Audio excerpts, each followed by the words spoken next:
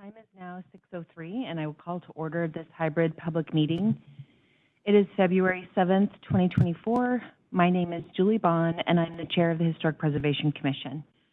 Regular meetings and public hearings of the Clark County Historic Preservation Commission are held in a hybrid format with both in-person and virtual participation options for commissioners, staff, and the public. This will allow for safe participation by commission members, staff, and any citizen interested in attending. For those of you joining remotely via computer, you should be able to see tonight's meeting agenda on your screen. If you can't see the screen and have joined by phone only, I will be announcing the agenda items as we move through the meeting topics. Members of the public and applicants that have joined remotely are attendees. Other event participants cannot hear your audio unless you are acknowledged by the commission chair or staff and are unmuted. This evening's agenda is planned as follows: roll call and introductions, prior meeting notes approval, public comment for subjects other than the public hearing on this meeting's agenda, as there will be specific public comment periods as part of hearings, a presentation from the Interstate Bridge Replacement Cultural Resource Program staff regarding mitigation, HPC rules and procedures, intro and bylaws work session, commission announcements and events, subcommittee updates and announcements, good of the order, and adjournment. We will now have a roll call of HPC members who are present for this meeting. Commission members, please say "I'm here" after I call your name. Jan Bader. Here. Morgan Fraser. Here. Andy Gregg is excused. Heidi Mandler-Huff is excused. Jane Thatcher. Here. John Zingali.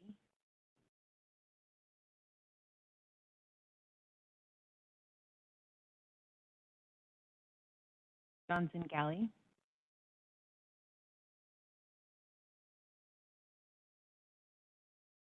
Hey, Julie, it's really hard to hear you, so I don't know if you need to move your mic closer. John Zingali. I know that he is on the call. Perhaps he's stepped away. And I am here, Julie Bond.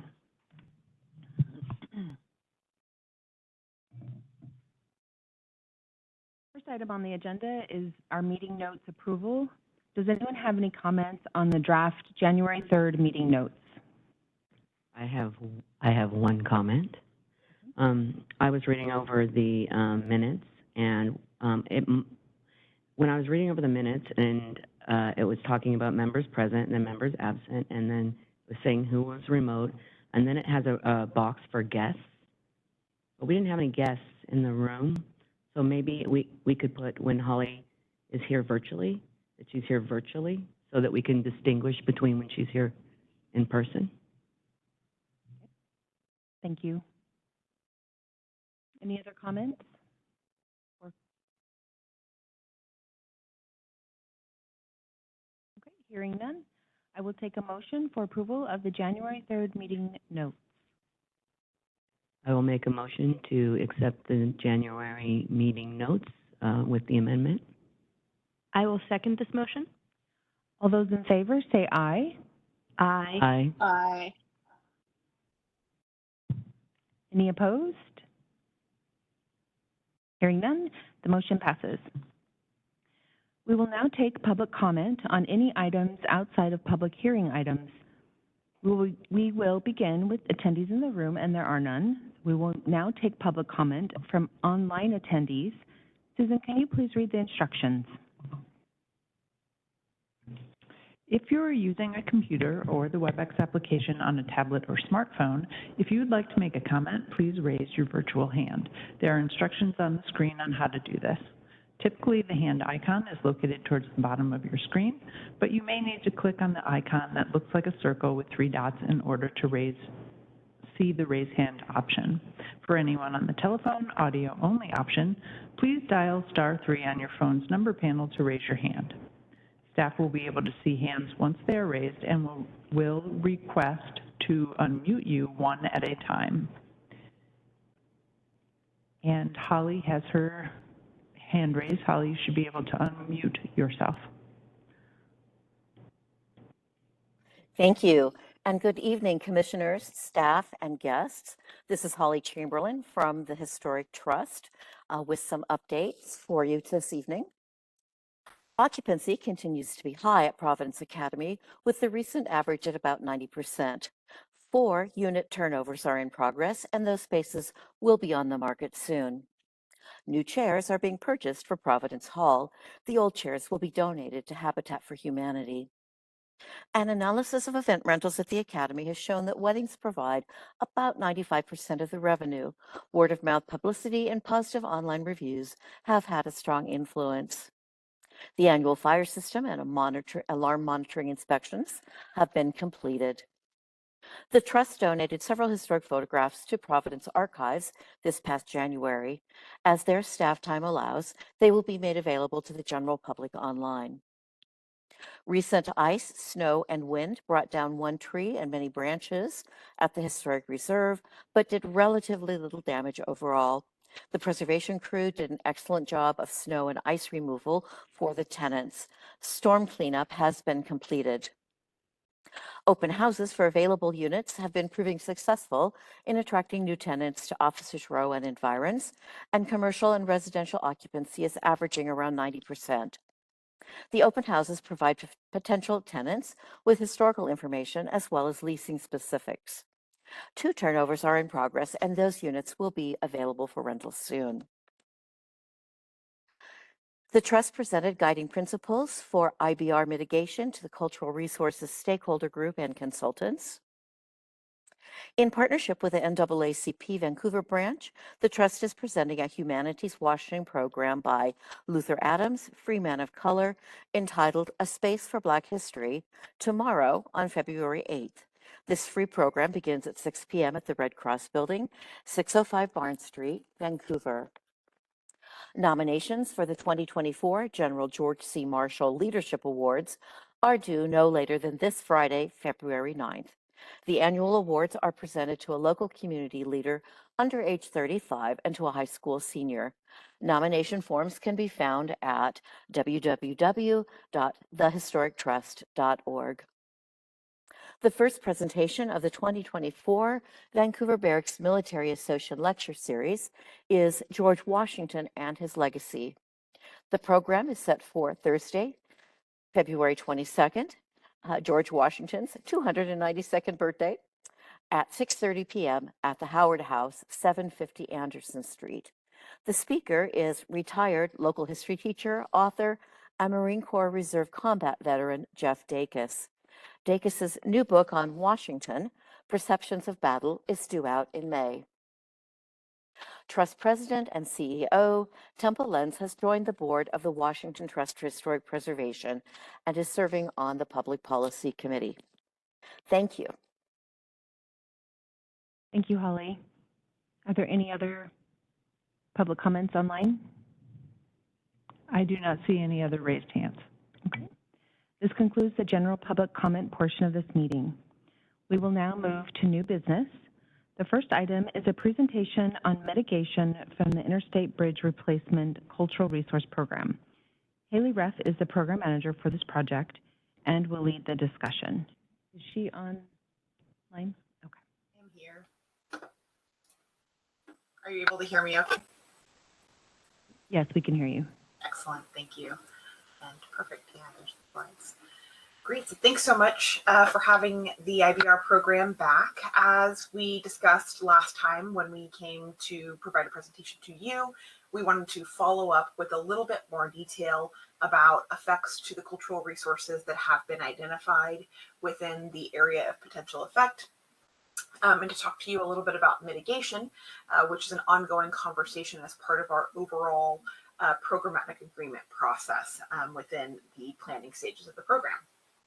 So with that slide, please. This evening, we will talk about the summary of previously recorded archaeological sites within the area of potential effect, or the APE, a summary of potential adverse effects to historic built environment resources, introduction to mitigation and understanding what it is and what the context is, some examples of potential mitigation, and then some next steps. Slide, please.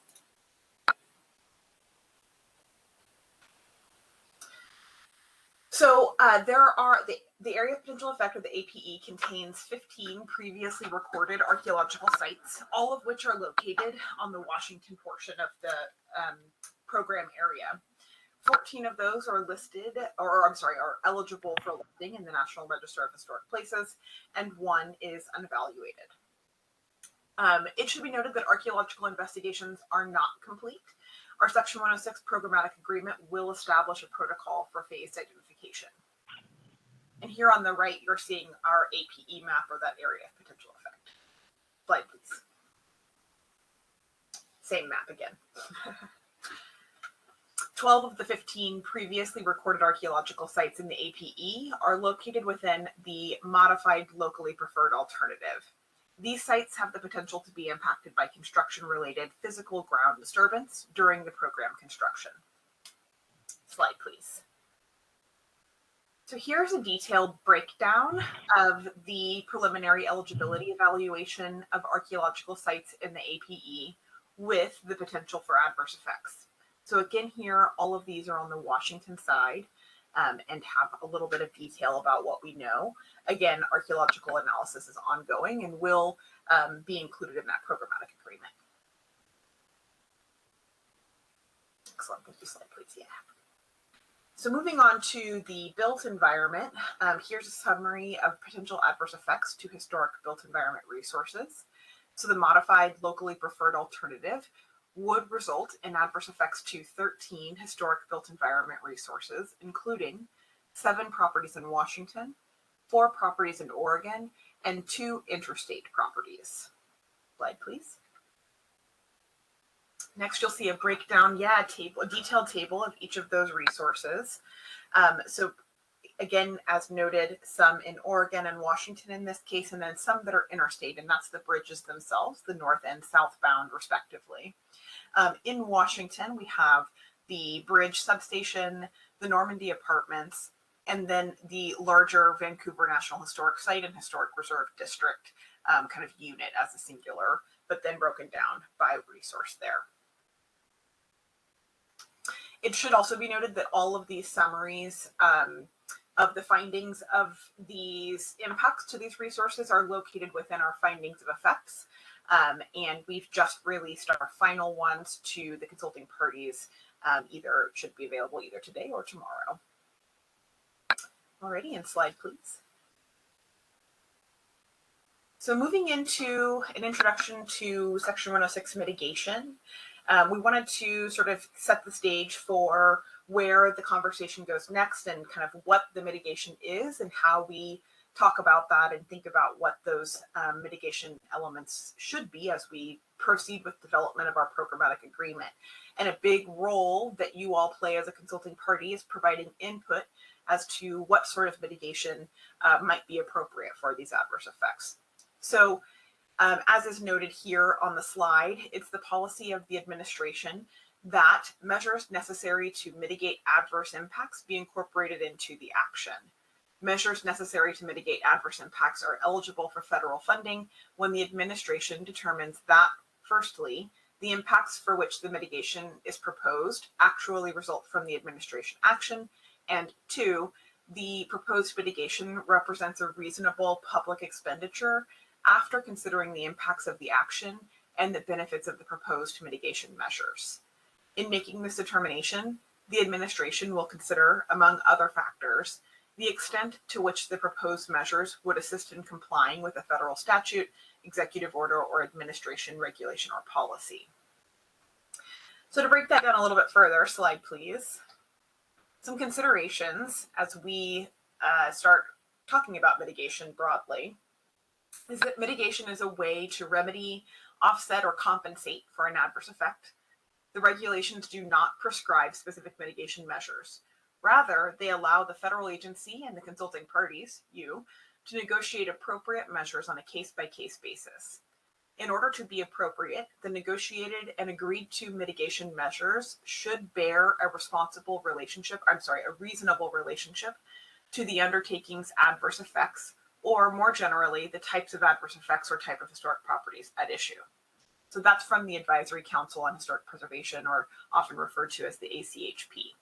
And then from Federal Highway, Federal Highways policy regarding mitigation that utilizes public funding, including alternative mitigation, is that it, quote, represents a reasonable public expenditure after considering the impacts of the action and the benefits of the proposed mitigation measures, end quote. Slide, please.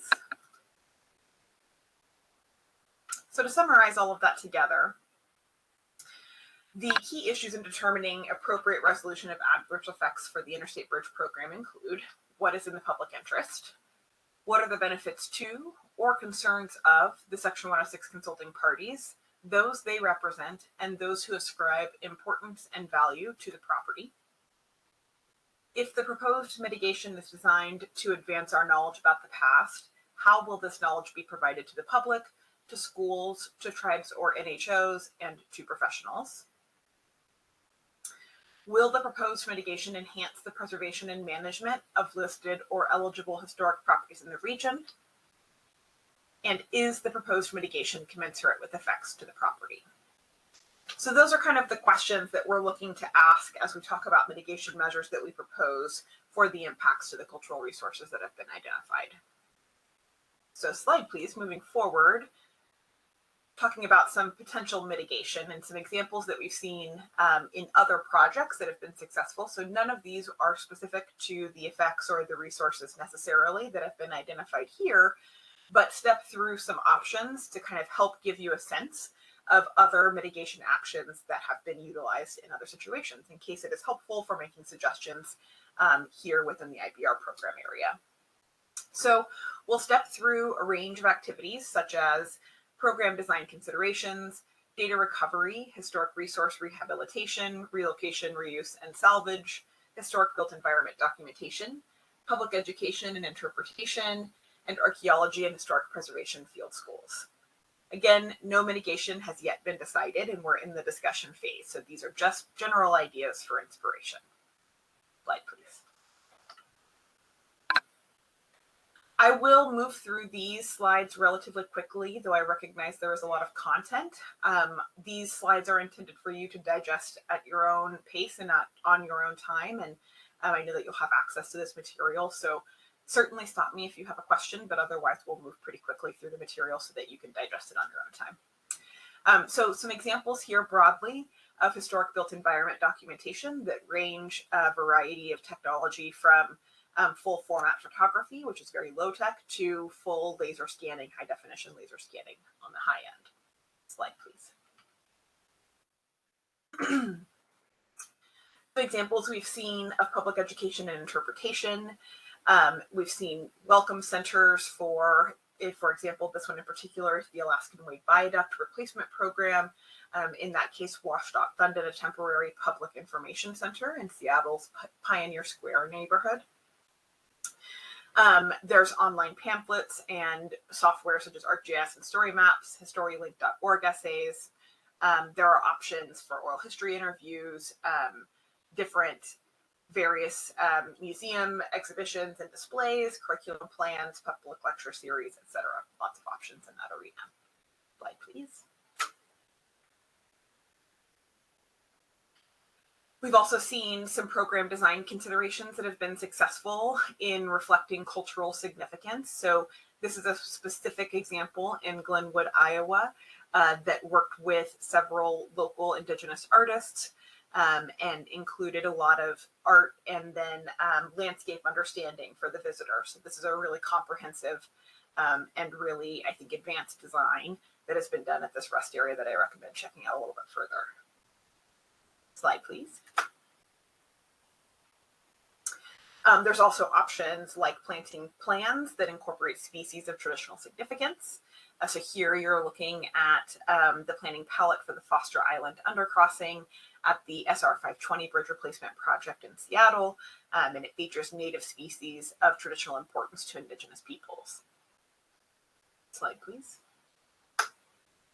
Additional design considerations could include visual screening through landscaping that could be used to screen views for historic resources and other related areas. Slide, please. There are also options for noise attenuation and vibration management. There are some resources where we will be doing vibration management that we already know about, and certainly would love to discuss further if there are additional concerns. And we'll have opportunities to lay that out as well in our programmatic agreement as we proceed. All of this will go into that, to be clear. Great, and slide please. Data recovery, as you're seeing here in images, is a mitigative effort to document a significant archaeological site so that important cultural information can be sufficiently recorded prior to impact by a project. So in this case, any recovered material would go to the respective state repositories in Washington and Oregon accordingly. Slide, please. Here we have historic resource rehabilitation, relocation, reuse, and salvage. So some information for other successful salvage and relocation and reuse elements here. Certainly a lot in that arena that could be discussed in this program area. Slide, please. And then as our final kind of mitigation idea slide here, we've got training programs in field schools. So coordinating with local field schools such as the Western Washington University Archaeological Field School, the University of Washington's Field Methods in Indigenous Archaeology, and the University of Oregon Pacific Northwest Preservation Field School, as well as the Park Service Field School on site within Fort Vancouver, are all local options for field schools and training programs, plus many more that we would love to hear from the community about. Okay, slide please. So next steps are to hear from consulting parties, of whom you are one, about any mitigation input for adverse effects in your case on the Washington side to above ground resources at this time, since we have not yet finalized our analysis of the archaeological impacts. And then in time, as we develop our programmatic agreement, ongoing input as we do understand those effects for mitigation once those effects are identified. So an ongoing conversation, but really starting now with the known effects. And the primary vehicle, as I've noted, is going to be the Section 106 programmatic agreement. So you will see the first formal draft of that document in early spring of 2024. And that will be what will lay out our process for phase identification as noted previously. It will also note any mitigation for identified effects, and then it will also describe the process for how we will assess effects in that phase identification process, amongst many other uses of a document. So right now, it is helpful for us to hear from you about mitigation ideas so that we can collate that and bring that into the document and agree upon that if we carry that forward, and make sure that our community input is robust as we develop that mitigation within our larger programmatic agreement process. So your input is greatly appreciated, and any input that you would like to share regarding mitigation for the resources that we know to date is would be absolutely wonderful. So my last slide is next with our contact information, and I'd be happy to answer any questions that you may have. After the next slide with our contact information are citations and additional information for all of the imagery, perfect, that we shared during that presentation, so that you can take a look at those if you would like, and certainly feel free to take a further look at any of the images or other project examples that we've shared tonight. So with that, thank you very much, and I'll open it up for any questions that you may have. Haley, I'm going to look to my colleagues, see if they have any comments first. I just have a question, Haley. I asked you this last time you were here. How, I saw the list of the properties and things like that, and we're talking Section 106, and I understand that. But we are local, CLG, Historic Preservation Commission, and there are 6 listed properties, not including the big ones, in the APE, and there's also a historic overlay in the APE. And how does that relate to this process? The 6 resources or the overlay? Both. Yeah, so the 6 resources. Sorry, go ahead. No, go ahead. Okay, no problem.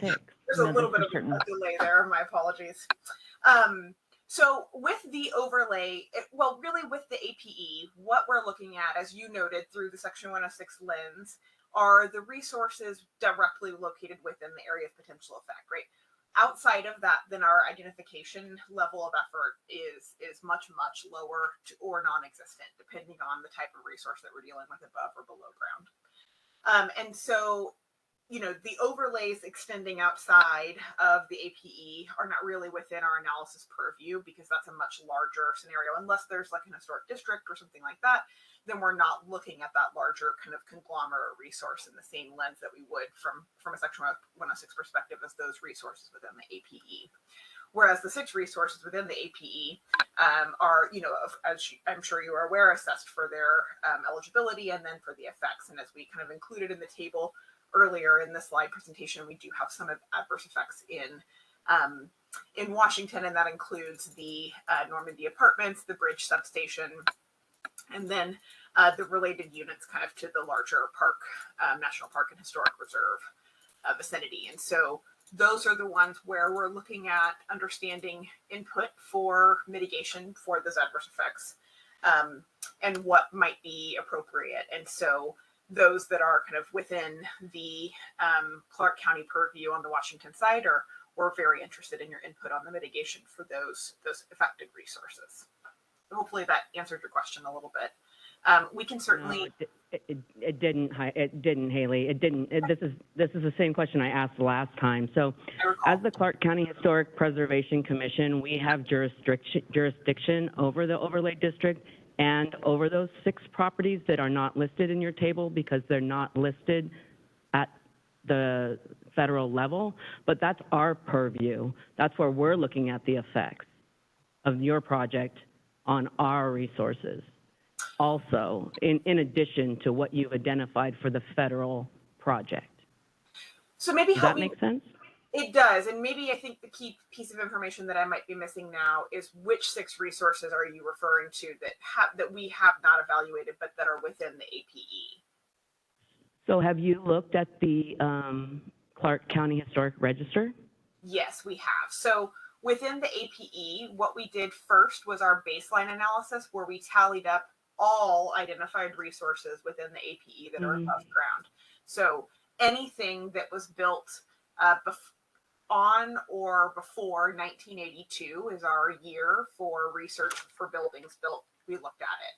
And we tabulated all of them in the baseline. And then those that were recommended eligible for listing in the National Register as part of the Section 106 identification process carried forward at the determination of eligibility phase, which was then shared with all of the consulting parties as well.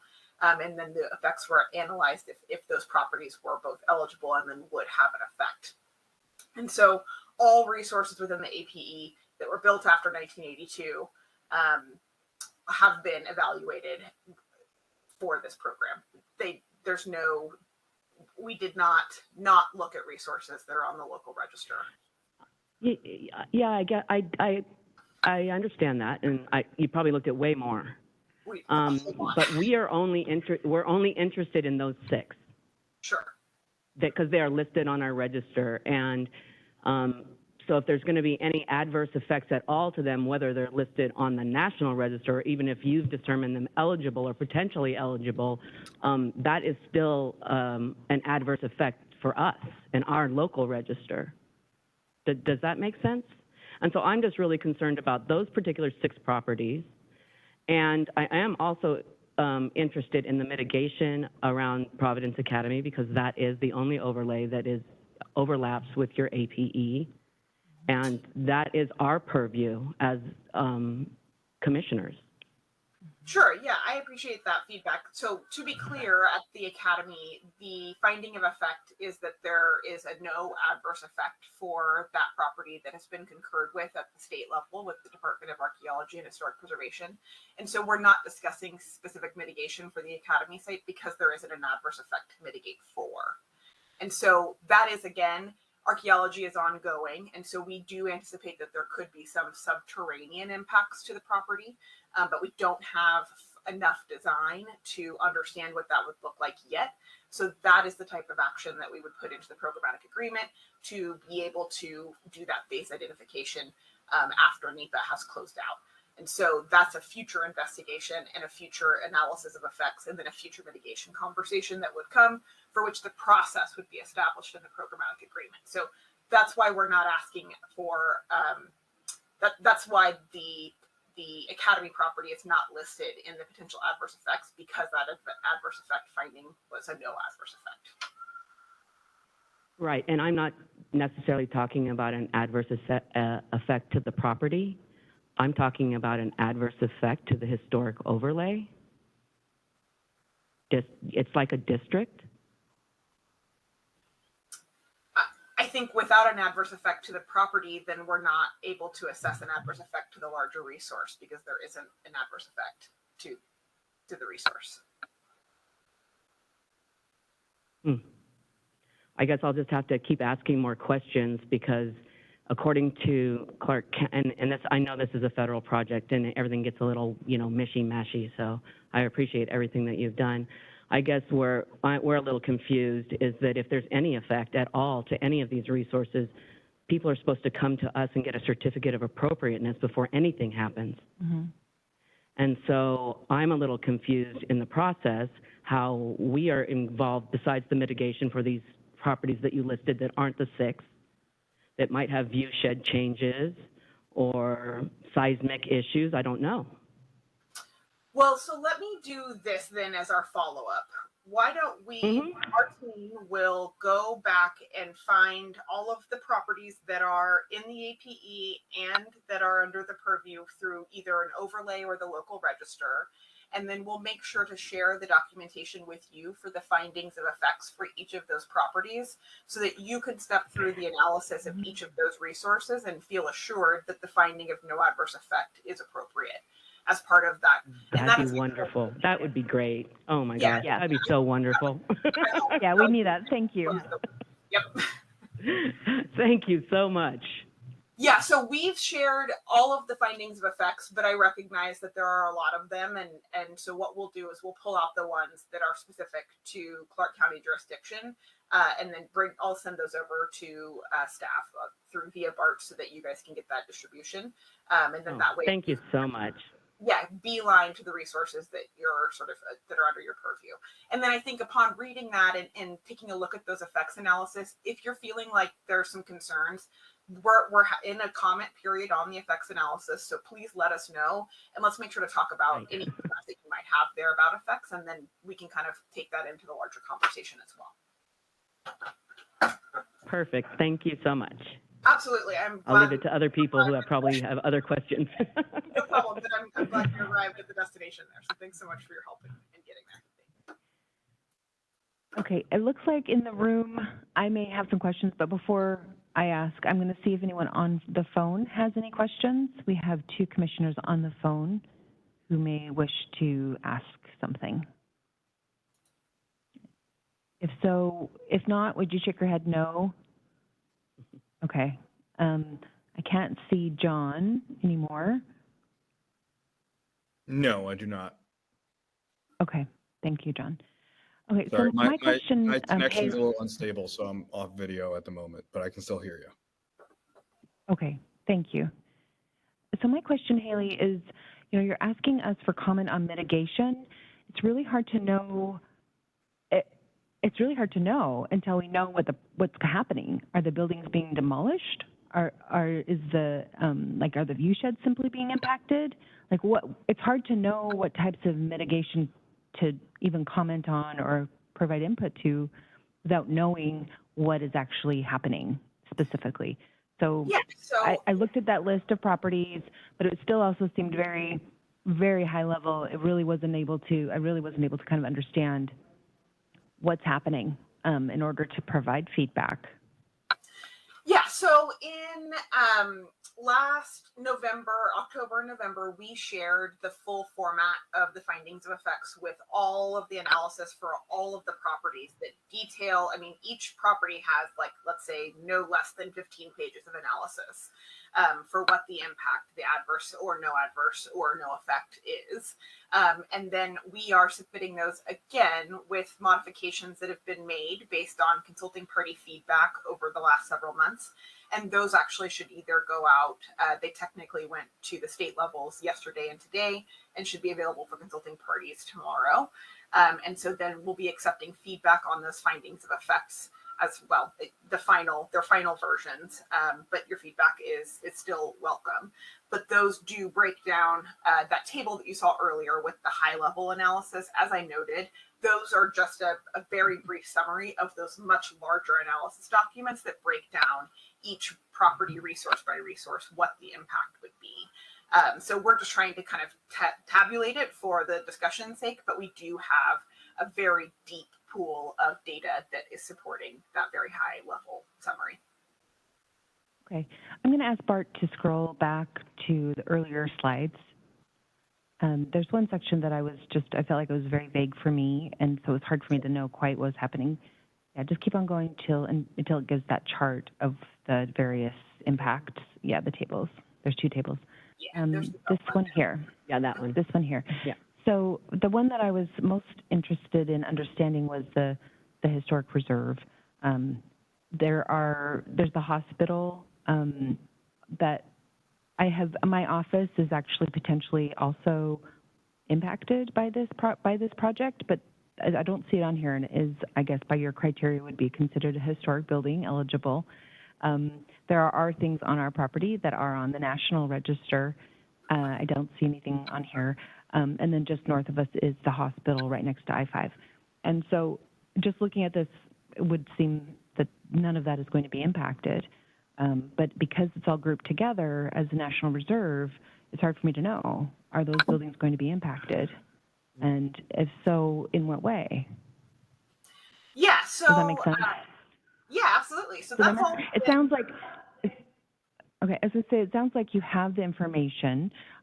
Perhaps maybe these meetings isn't where I'm going to find them. Maybe I need to do my own looking at your resources online, but I'm Well, so we've or sent I know you're, yeah. information just strictly at this point we've shared with consulting parties, so it's not necessarily available on our public website. It's just distributions that we've sent directly to you all. So in January, we sent a distribution of a PowerPoint slide that broke down each property by property and the effects and the eligibility. And so the office, there may or may not be an eligible resource. Just because it was built after 1982 doesn't necessarily mean that it's eligible. Each one goes through its own eligibility analysis. And then within the larger reserve, there are buildings that contribute and don't contribute, et cetera. And so within the larger historic reserve, that's a singular FOE or finding of effect document, and all of the buildings within the larger district are notated within that finding of effect, and then their effects are notated as well. But the post hospital will not be demolished, to be just for a shortcut to that answer. Thank you. Yeah, short answer. That's nice to know, because there's been rumors that I have not wanted to listen to. So thank you for confirming. Yeah, and if there are any other buildings in the immediate corridor, I mean, the three demolitions that we have noted are, the first is the bridge substation. That's just the immediate northeast quadrant of the existing bridge, and then the two bridges themselves. Otherwise, we don't have any planned demolition of historic resources on Washington's on the Washington. Okay. Excellent. Great. Yeah, and I think that maybe that's what I read at the time, and yet I was still like, but they're not mentioned at all, so I didn't know if that meant something else. So, okay. Bart, did we get a copy of this document, the January document? So I think us on the mailing list for their monthly meetings got a link to that larger PowerPoint. And so, Haley, is that one of the links on that back page here that we could point the rest of the commissioners to, that has the pictures of the individual properties? No, so Bart, that was a separate presentation that we distributed to you in January, and then the links to like specific documents would have come with like our official kind of letter distributions, and then in those official letters, then we put the links to download specific documents. So what we'll do, Bart, is after our follow-up, in addition to kind of culling the DOEs and FOEs that are specific to the Clark County per the first resource and follow-up, What we'll also do is kind of give a refresh on where to find some information, because like I said, it's not on publicly available on our website yet. You do have to have a special login to our portal and a special password just for consulting parties for Section 106 to access that. And then what we've done is generated some content that is like summary information, and that's what we sent in January, was a summary document that went through the eligibility and effects, because we didn't have enough time to walk through them last month in person, and we wanted to move forward in conversation with mitigation this time. So we sort of had an interim information sharing in January, and then yeah, we'll follow up with some additional information that might be helpful to commissioners to share again and provide access to some of that information. And so that email from January that had those more detailed summary slides, I apologize if that was intended to go to the larger group and I didn't send that, and that's causing some of this confusion. I apologize, and I know where that is. So would you like me to forward that to our members again?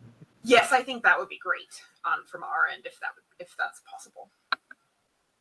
Okay. But it sounds okay. like, this is Jan, it sounds like the information that we need to really drill down on those individual properties, aside from the 6 additional ones that Morgan has requested more information on, we don't have that information yet. So giving you feedback on, for example, the impact you're proposing on the post-hospital, when we haven't seen what you're proposing, so that information is still coming. And I guess the question is, how long do we have to review that and provide feedback? So that information was originally distributed in October of last year. And then we solicited feedback from all consulting parties, and then have made updates to those documents. And that is what we are distributing. So this information is definitely not new. It is just the new information that's being released is just revised. So this is, again, part of our correspondence that we sent informal distributions and letters to BART, and then I believe to kind of the general email inbox for Clark County. So I apologize that it didn't maybe make it to the commissioners until we started coming and presenting, but this information was shared previously with consulting parties. Absolutely. Thanks for the clarification, Haley. How long is the comment period? All of our documents for Section 106 review have a 30-day review period. And where are we in that 30-day review period? It's either starting today or tomorrow. I've been out sick all week, so I'm actually not 100% sure, but I will make sure that the team follows up and provides that opportunity to give you guys a deadline for that. For you. That would be good, because if the review period closes before our next meeting, that would be good to know. We can I think that we're going to have to get our subcommittee together. We have one. We just have to meet. I have a question. It might have already been covered in all this, but I would like some clarification. So as it was discussed, this process is covering what will happen and what could happen down the road in relation to mitigation. Say, down the road in this process, someone who has a building in our overlay comes to us and needs to make changes due to factors relating to this, and we need to come to mitigation. How are there forms? Is there a process for us to best advocate for owners in our jurisdiction once problems start coming up and they need mitigation? I think we have to prepare. Well, so let's see. So if what we're looking at for mitigation is for impacts based on just our undertaking, right? So that's all that we are responsible for mitigation. And so if a property is being impacted, then that particular property owner is also a consulting party, and then they are met with one-on-one to ensure that their input for mitigation for their respective property is clearly expressed to the team so that we can consider that. And of course, we're only at this point with the effects that we've analyzed, as was represented in that table. That's the mitigation that we can codify at this point. And then beyond that, within the programmatic agreement, what it would lay out is a process for how mitigation will be addressed for effects that are assessed in a future state.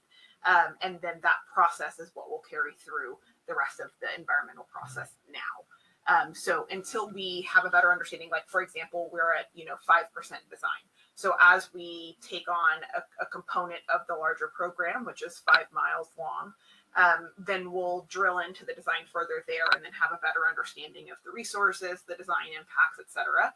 And then that programmatic agreement will clearly lay out what the process is for identification, for that phase identification, assessment of effects, and then what the mitigation discussion, how that will move through that process.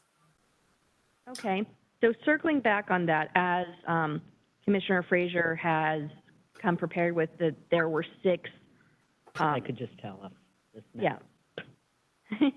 So if the 6 organized locations that Commissioner Frazier brought in do not appear on the more detailed documents you're going to be sending to us, is there a way for us to add those locations in at this point, or is your APE finalized?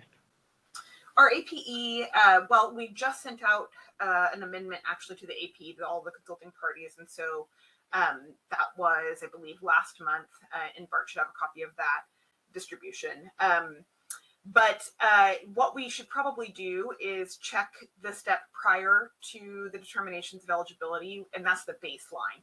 And so that was the collation of all of the resources. And so that will afford us the opportunity to understand what the eligibility of the resource is, and then what the effects are, because the resources are coming up on this table because A, they are eligible for listing in the National Register, and B, because they have an adverse effect. So all of the resources built after 1982 have gone through that filter, and then those are the resources that are left that meet all of those criteria. So I think the baseline would be the best location for us to check on resources that you have questions about that may not be in the table, because it's possible that they were counted out at the baseline level because they're not eligible.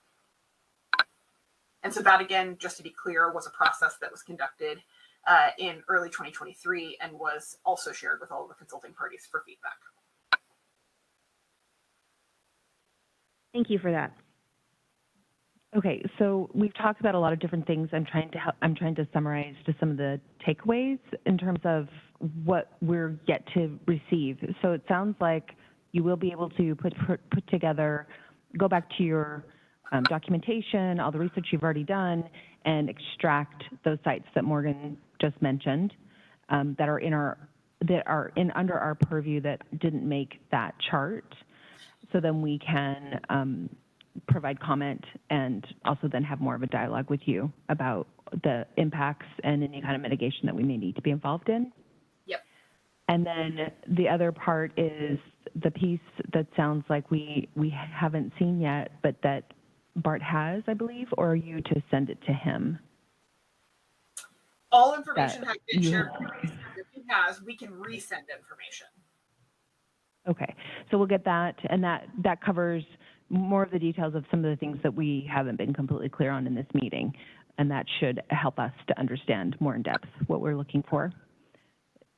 And Julie, Do you agree with that? I would suggest that the subcommittee meets at this subcommittee, the IBR, which consists of Bart and myself and any other volunteers who want to join in for this fun on the next month.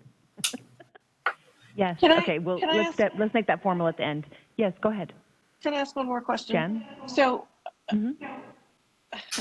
so has the decision been made on light rail on the bridge? Because I was here for the last go around on this, and depending on where the light rail line runs and how far north it runs, it's going to impact different buildings.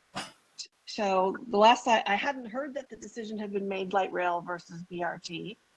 So I guess I'm just.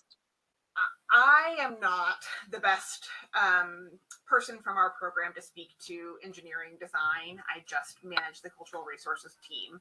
But what I can say is that there is a transit alignment included in the NEPA analysis. So what we're in our draft supplemental environmental impact statement includes a transit alignment, and it does terminate at Library Square at the library just south of Evergreen.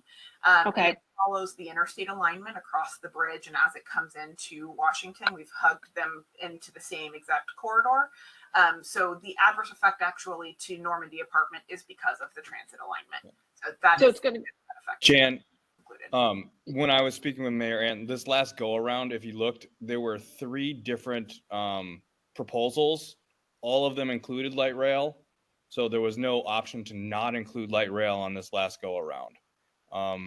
And that was specifically because of like the Build Back Better bill. It got us like an extra $1.5 billion from the federal government. So from everything I've heard from Mayor Ann and the other people, there was light rails on there. There was no option to not have light rail on there. So that should have been in their calculations to begin with. But it would just terminate. They're going to build the new transit center just south of the library. And then if anything goes further, it's up to Vancouver, Clark County, Washington to decide where light rail will extend after that. Okay, good to know. I must have missed that.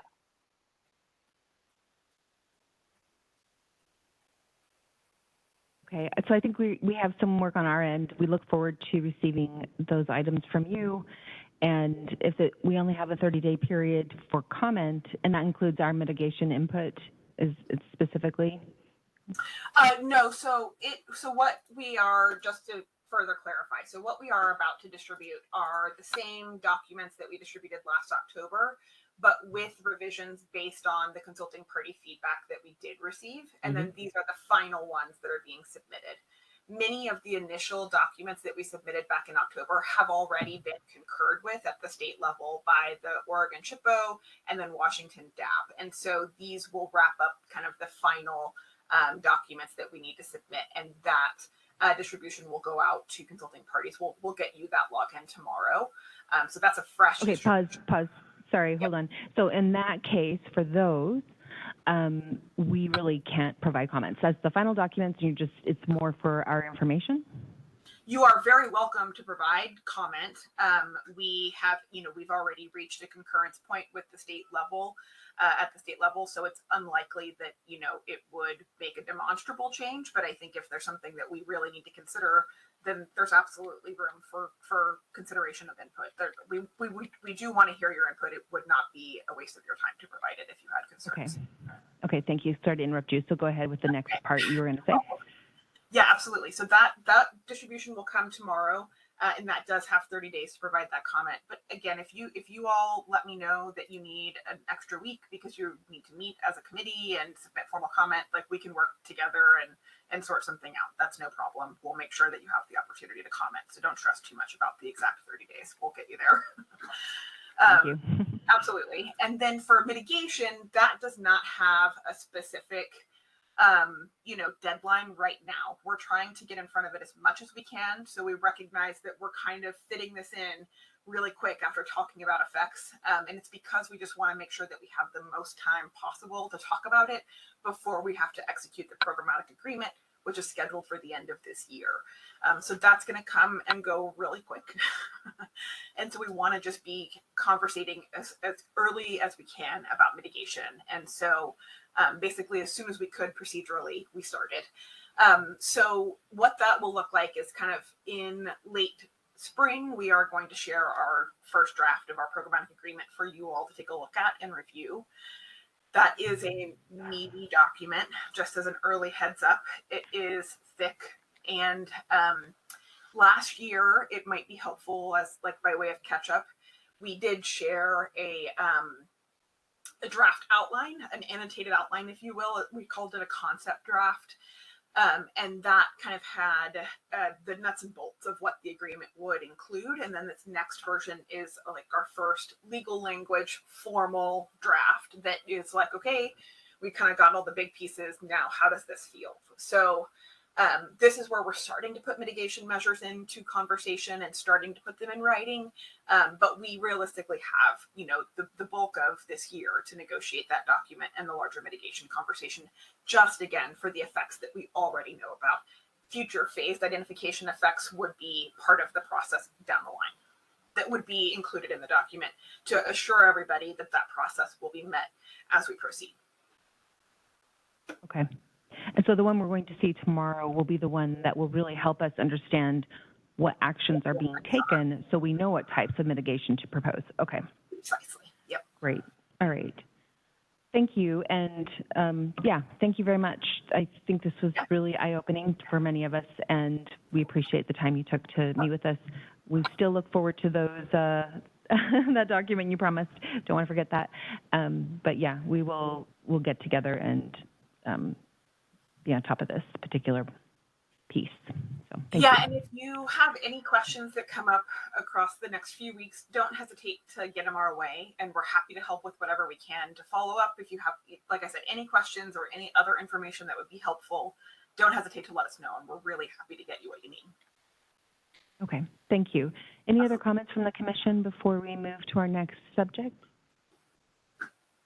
Okay, thanks so much, Haley. Thank you. Have a great evening. You too.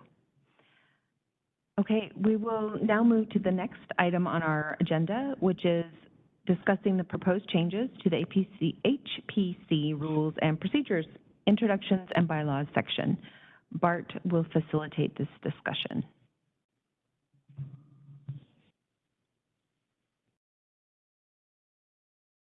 So I'm just pulling up the document that we used last time when we talked about a work plan, just to refresh our memory about why we're doing what we're doing, when we're doing.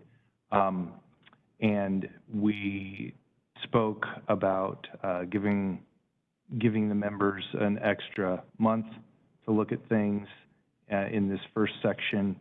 That we had done the drafting on last year. So that is what would be task 2 here, that we started talking about in December, and then into last month gave ourselves some extra time. Haven't gotten too many more substantive comments since the last time we talked, but I have gotten more, and Morgan got us some items that I would want to flesh out a little bit later. But I think unless anyone has specific big picture questions first, I think probably the best use of our time, since we've had a lot of discussion about why we're doing this and what this is already, probably the best use of our time would just be to pull up the annotated document that Julie had spent more time on, and her comments then could guide the initial part of the conversation. And then there's a couple other specific comments that Jan brought up a while back. John mentioned a couple things with his notes, and then that will probably spur some other comments. I will take notes, we will have the recording, and then the idea would be, based on what we talk about over the next few minutes, it will turn into kind of a final draft that we will all be happy with. We can take one more look next month as we move into the next section that we're going to work on. Would anybody like to approach it a different way? I think that sounds very logical. And did the document that we have in front of us, though, doesn't it have everyone's comments incorporated? I thought that was the intent of getting it. The comments that were submitted were not in a format that would have, could be you have them in front of yourself, so you can stop us and tell us where those comments come from. I can pretty much do it from memory. All right, well, how about we go ahead. Bart is living the Well, Bible. no, I'm not. I'm just, Is the Bible. I don't want to put anybody on the spot or anything, but you provided very detailed, insightful comments, and I know everybody else read it. But, you know, Jan, please correct me if I'm wrong. Your comments basically amounted to, it looks pretty good. Can we make the links active? Am I misquoting you? Yeah, it looks pretty good. It's very different than what we had before. And so I feel like what we had before, everything was in one document. And now you have to just keep jumping back and forth to other documents to really understand it. So, it's just a different way of looking at things. I appreciate the attempt to make it smaller and more compact and only include things there that you don't have to go somewhere else to look up. But I found it confusing. But it's just, it's the way my brain works and how I go through the layout. So for what it is, I think it's fine. The way it's written and everything, it's fine. The concern I had is in order to really go through and understand it, you have to keep following links to other documents. Mm-hmm. Yeah. Absolutely. And what I will say to that is that it would not be hard to put either sections or whole documents within this front end of our rules and procedures. But as everyone knows, when you are tying yourself to other documents that are controlling, like the city and the county code, which takes precedence over this procedures document, then anytime a change is made in those, if you've quoted it in your document or pulled it out verbatim, then it becomes out of date. And so for me, as a staff person who deals with code all the time, I like citations. But if this group prefers verbatim quotes and larger chunks of text versus citations to code, that's easy to do. It just makes it longer and a little more housekeeping to keep track of down the road. Okay. So Bart, how about we just simply go through the comments, and then if we're able to, if there's any discussion, we'll have discussion. If people are like, sounds good, then you'll know that comment wants to be or should be incorporated, and then we'll just kind of go through them and we'll address that question as we go. That's great. And again, I've said this before, I'll say it as many times as I need to. This is just a stab that Susan and I took, mostly me. I'm not going to blame Susan for this document, but 2 years ago when I was getting my feet wet with this stuff, and Jackie said, "Can you please pick up this project again?" And so I did the best that I could with some back and forth with Jackie and some other folks on our staff, and then it had to sit for a while, and then we're back to it. Nothing is sacred. No feelings are going to get hurt. This is a full back and forth, okay? Yeah. So I've pulled up just that front end there. I can see your comment there. Yeah, I don't know if, so here's a question for people in the room. Before the meeting began, we did try to dim some of the lights so we could see it better up here, but if you would prefer not to do that and just use the copy in front of you and on our screen, we can do that. I don't have the comment part. It's In the back, the thick one. Yeah, it's buried. Oh. Yeah, it's on. Yeah. But I can look here. I'm fine looking here. Okay. I can make it bigger so I can actually Okay. read it. So to address that first comment there, Julie, there is a reference guide, page and a half, on the current older document. When I looked it over, it had a lot of just kind of fluff language, it seemed like, and then a few definitions that seemed redundant with the code. But if you feel like it would make this document flow better to have a kind of front end or even a glossary or something like that would flow through the document, that's something we could do. So I was just unclear. I just didn't know. And so that's why I put it in here, because it's like, if it wasn't included, we assumed it wasn't part of this, but it was a part of the current one. And I didn't know if it was necessary or relevant. I actually don't remember the content. It's been so long since I wrote these notes. It has the intro. I'm looking at it right now, and I can pull it up if people want, but there's just not much to it. It's mostly a preamble stating the same aspirational language of what the group is and why it exists. And then it has some comments about maintaining information and documents that aren't even current. They aren't procedures that staff has been doing or can do. So we could rewrite that page if you'd like to put that back in.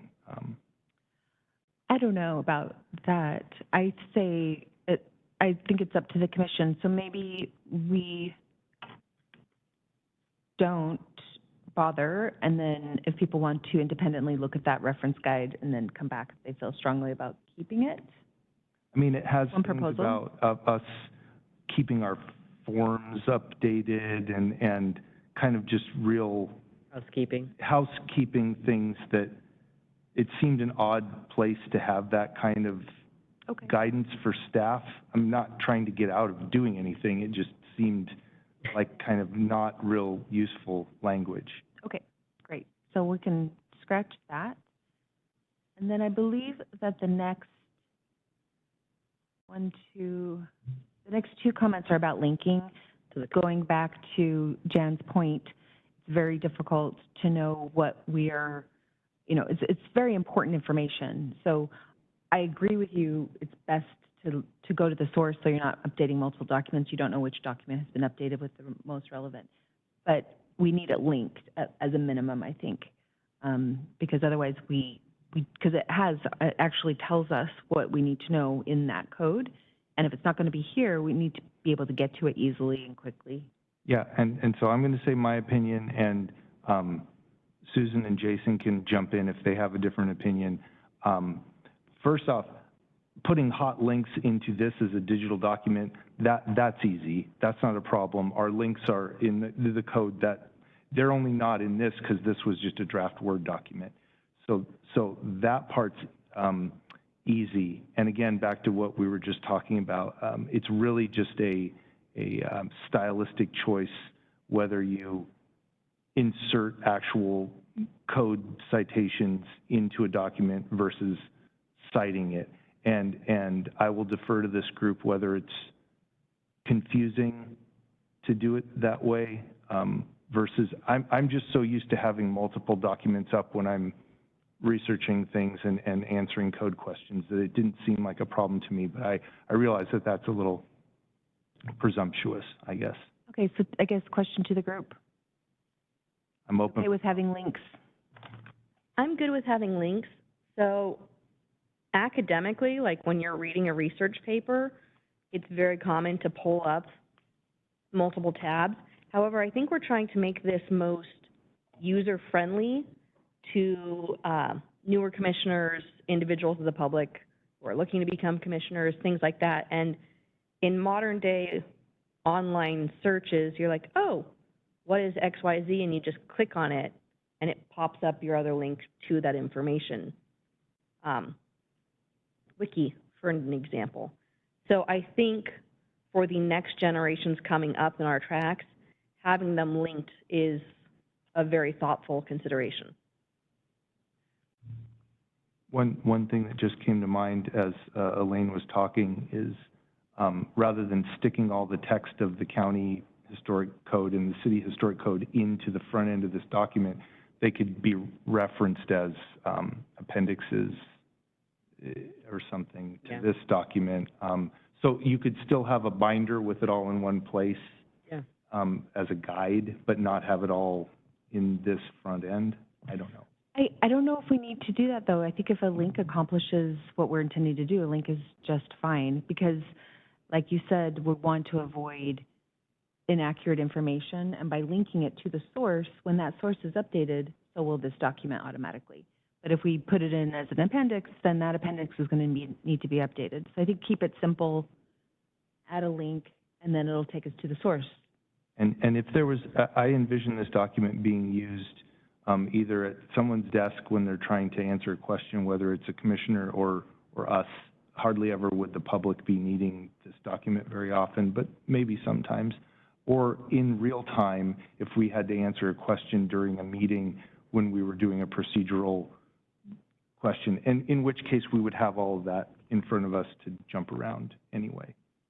And I think aren't we past doing binders?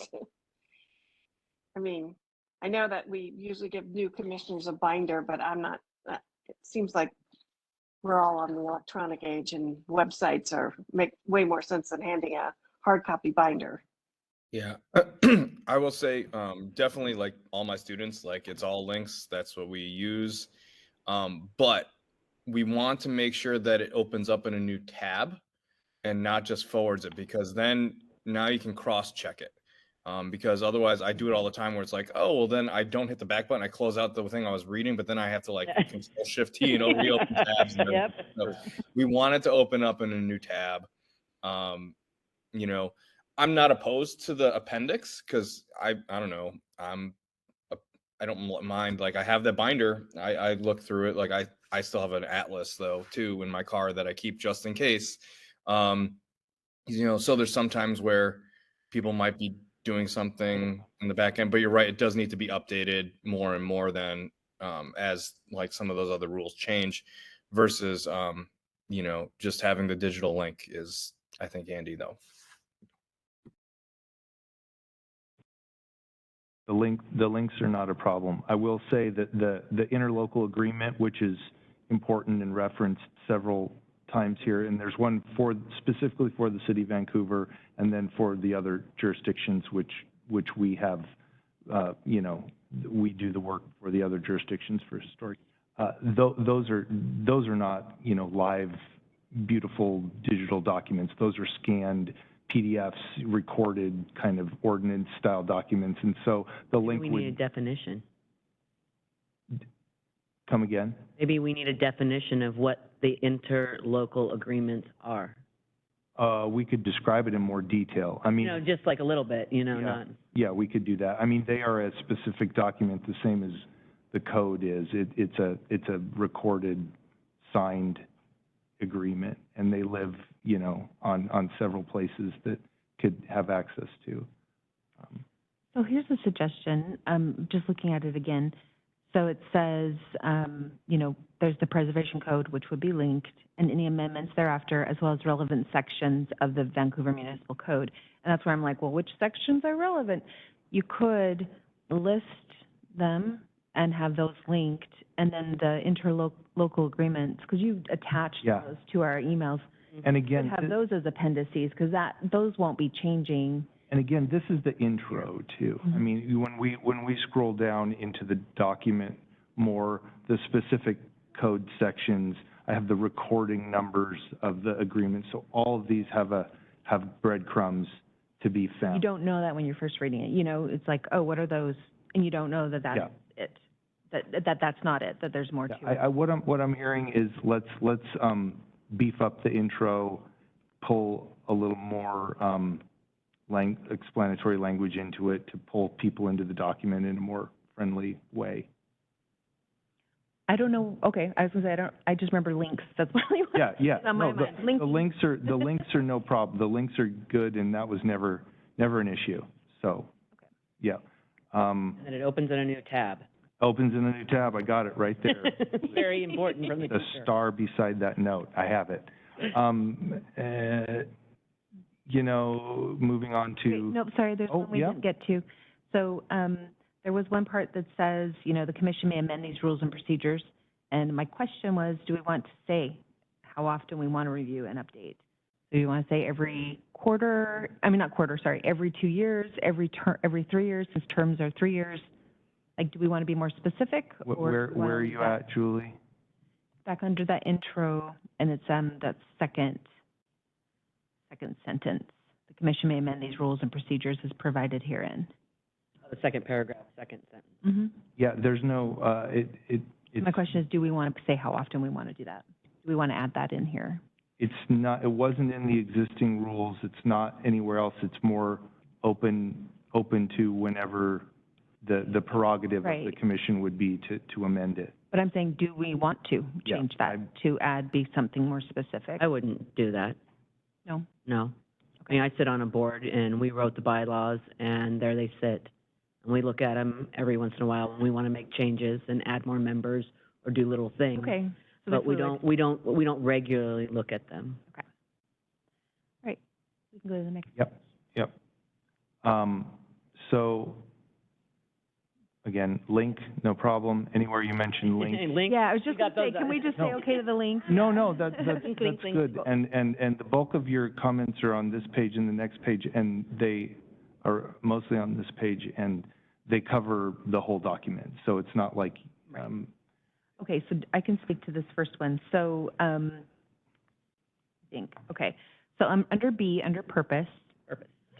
It says, the purpose, et cetera, of CCHPC is to identify and actively encourage the conservation. And my question is, would it be better to change that to preservation? And then I had some thoughts. I had a couple of bullets and the differences between conservation and preservation. And Let me read them. so, if you had an opportunity to read this a couple weeks ago when it was sent, those are differences between the two references, or those two words. I guess I can just say preservation is the protection of historical and cultural sites from human impact. Conservation is the protection and maintenance of historical and cultural sites by regulating human activity, but not eliminating them from the sites. Preservation is much broader, so it considers the history of neighborhoods, cultural context. It's not just about the buildings, but also the stories that are being told. So they're complementary for sure, but I just wasn't sure, since we are a preservation commission, does it make sense to keep it as conservation, or should we have it, I don't know if it's worth changing at all, but that was something I wanted to just ask. I personally like conservation because the maintenance of these buildings and the upkeep of them is important to their protection, and that is a portion left out from preservation. It does say at the very first, is the protection of historical and cultural sites from human impact and human misuse. But I hear you, if it's not big enough change or it doesn't really add much, then yeah. Any others? the only thing I could add to that before we move on is, you could make it perfectly match the county and city code, which uses slightly different language. This language is in there because it just was as close as we could get to what was in the existing bylaws, and those are good points. So the purpose in the county overlay is a little bit different. It says the purpose of this section. So speaking of the county historic preservation overlay, the purpose of this section is to provide for the identification, evaluation, and protection of historic and prehistoric resources within the county, and to encourage the preservation, restoration, and rehabilitation of eligible historic and/or cultural resources within the county for future generations. So conservation is not used in the county code. That's from the existing bylaws language, just for what it's worth. Right. I think this is up to the commission.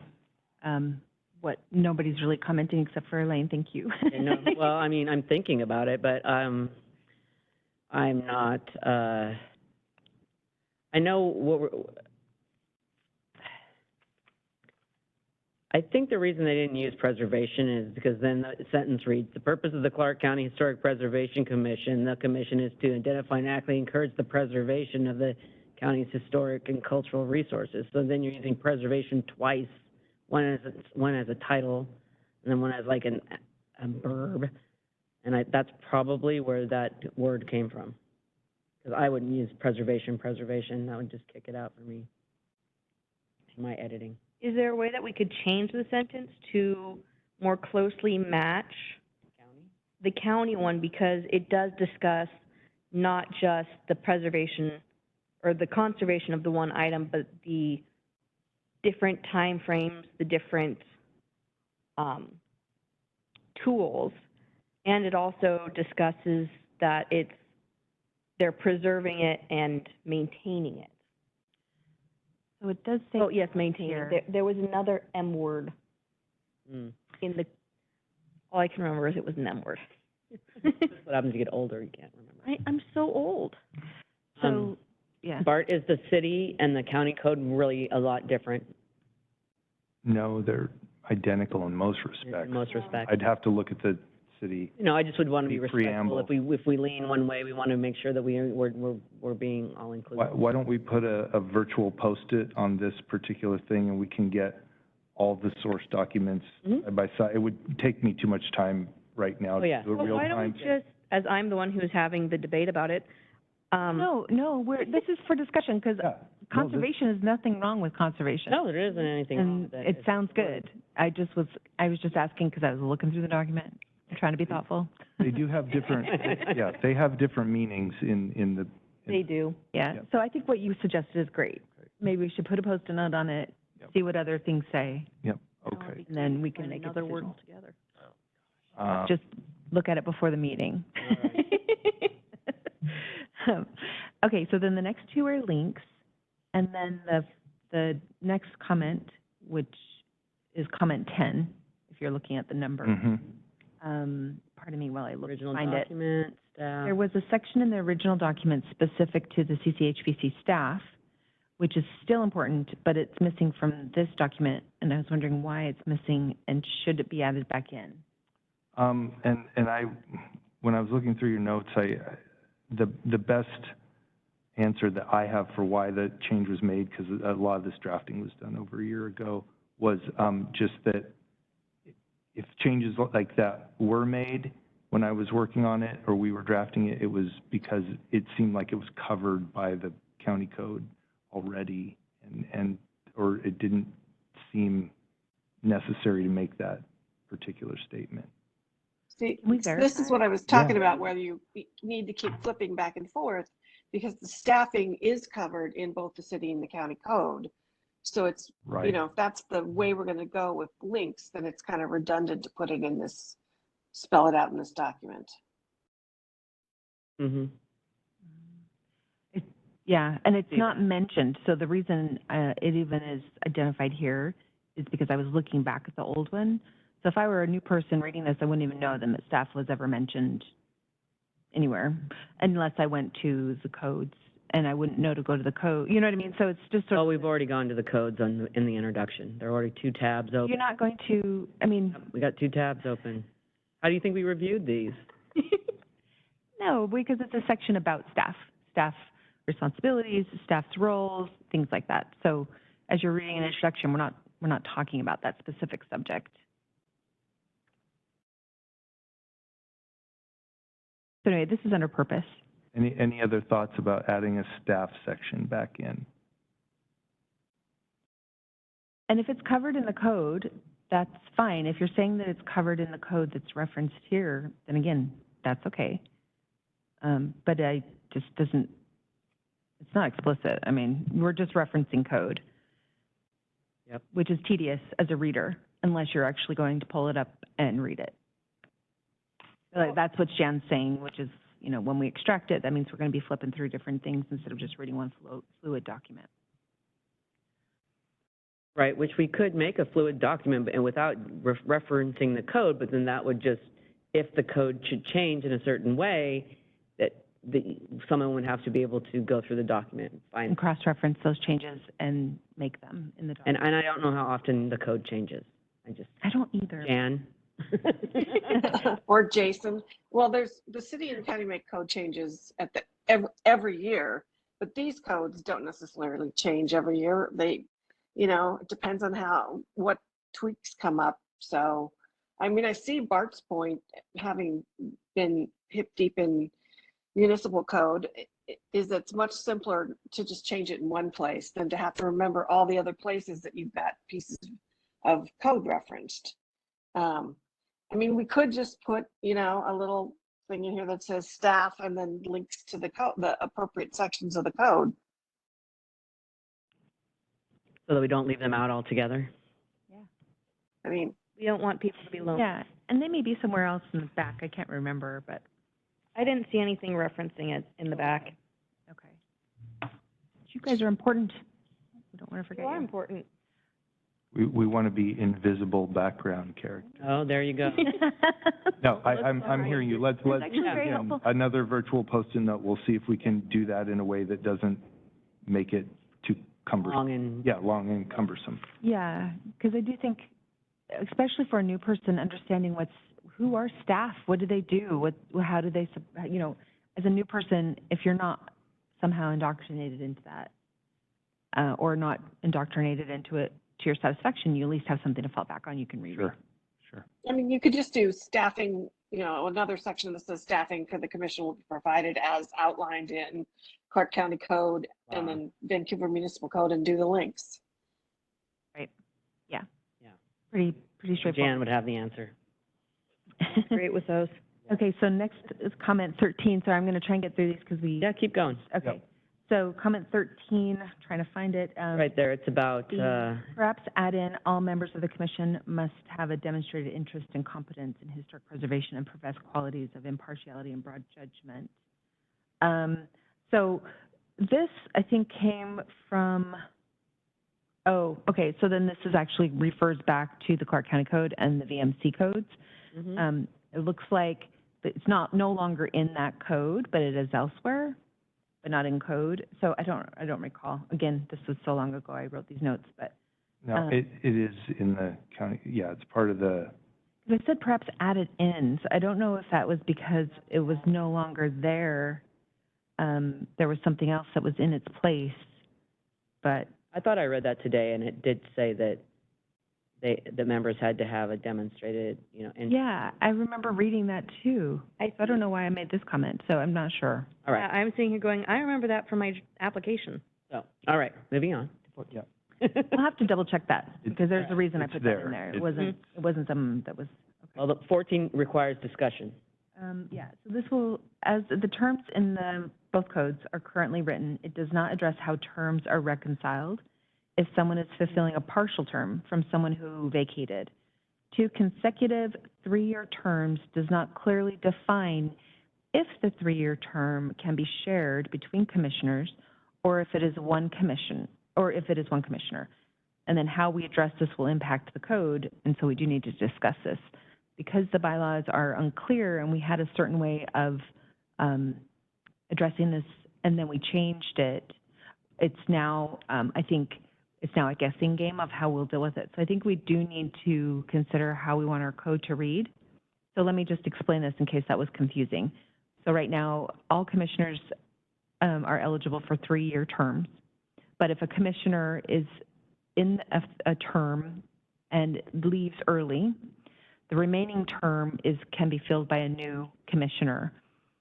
In this example, let's say a person leaves, they have 2 years left, a new commissioner comes in, they fulfill those 2 years.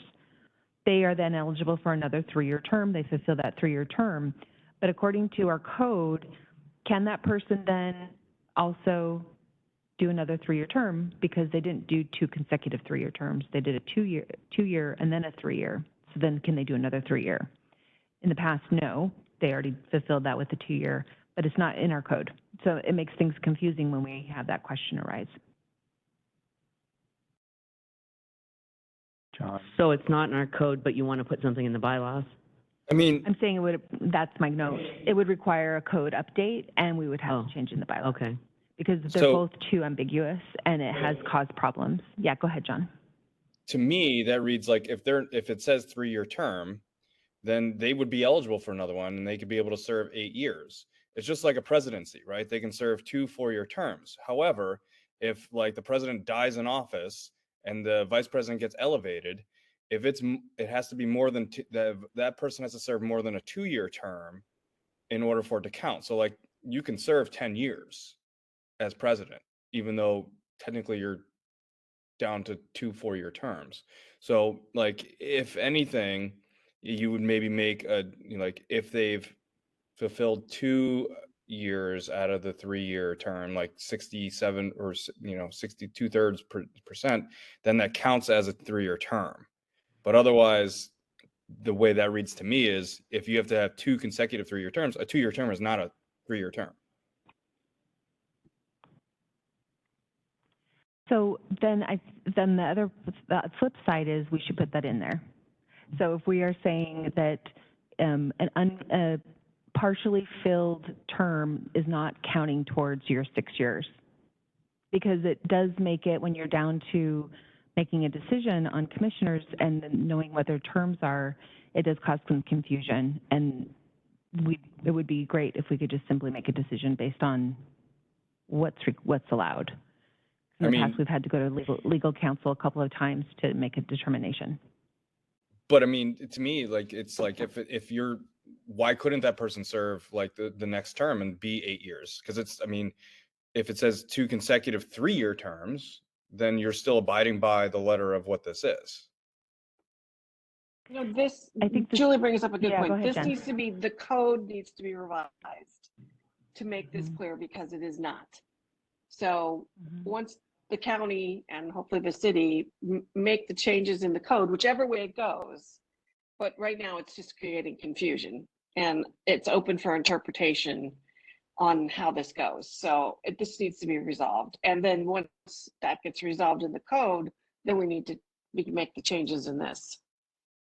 Correct. And I would, hi guys, this is Jason, sorry to interrupt. And I would add that all of these this effort needs to be reviewed by both city and county legal staff. And I think this is a great example of something that they're going to need to look at and make sure that the wording is correct. So I think it's something that needs to get resolved this evening, but I certainly think that our legal staff can help with that. So I guess the question is, what's the intent? And then what we want to say to the legal staff is the intent that you could serve 8 years, or is the intent that you can serve no more than a total of 6 years? So Well, from that standpoint then, Wait, can you guys hear Elaine? She is trying to comment. hello, sorry, Yeah. maybe I need to be closer to the mic. Go ahead, Elaine. So with this needing to be a code change and not just a bylaw addition or subtraction, do we want to make a note to have legal counsel advise between this meeting and next meeting, and then make it like a section of our thing to review this? So that, because if we vote to make a change on this tonight and then we hear from council regarding the bylaws. So let me Yeah, just I would clarify hold one off on thing. making the change because I think the intent is 6 years. It's clear that it wants you to serve no more than 2 consecutive 3-year terms, and it goes so far as to say that then if you want to continue, you need, beyond those 2 consecutive 3-year terms, you need to be absent for at least a year before you could then reapply to potentially serve another 3-year term, or another 2-year term, I'm sorry, or 3-year. I'm getting myself confused. Yeah, I think that was the intention. Right. It just Yeah. is muddy enough in the code that it could be interpreted 2 different ways.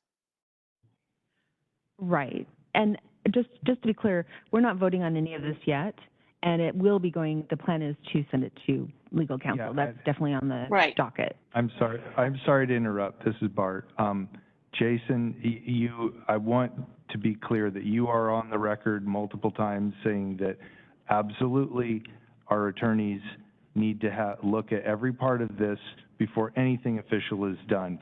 And it's a question of order of operations, whether it's the best use of our attorney's time to be, looking at this on the front end versus get the closest thing we can all agree on, and then have Chris and Tricia spend time on it.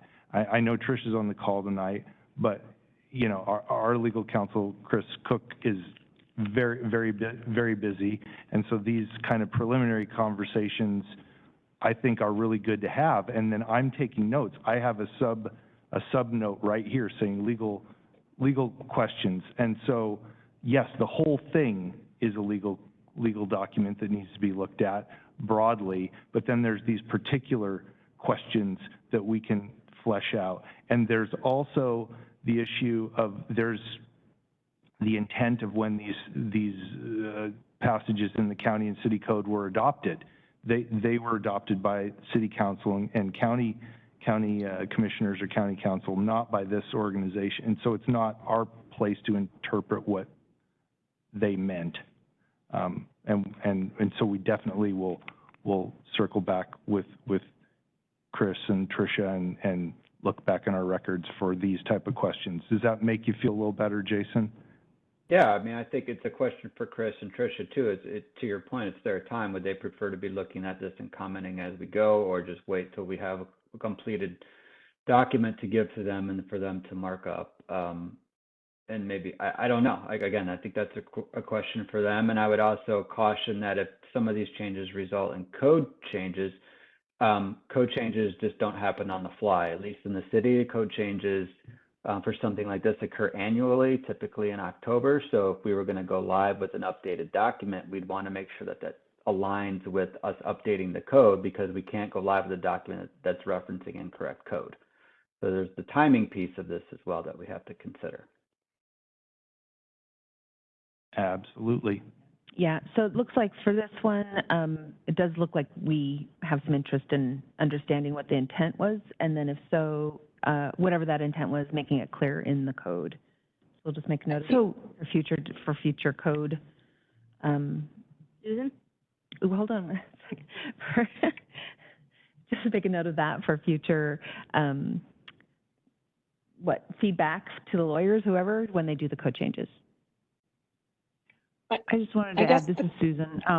Hold on one second, Jen. Sorry, It's okay. it's hard for us to know who's, okay. Susan? Sorry, we did have an interpretation when we had new members considered this year. And so I guess we don't have that in writing, but we did discuss this and have an interpretation of what at least the county code meant at that time.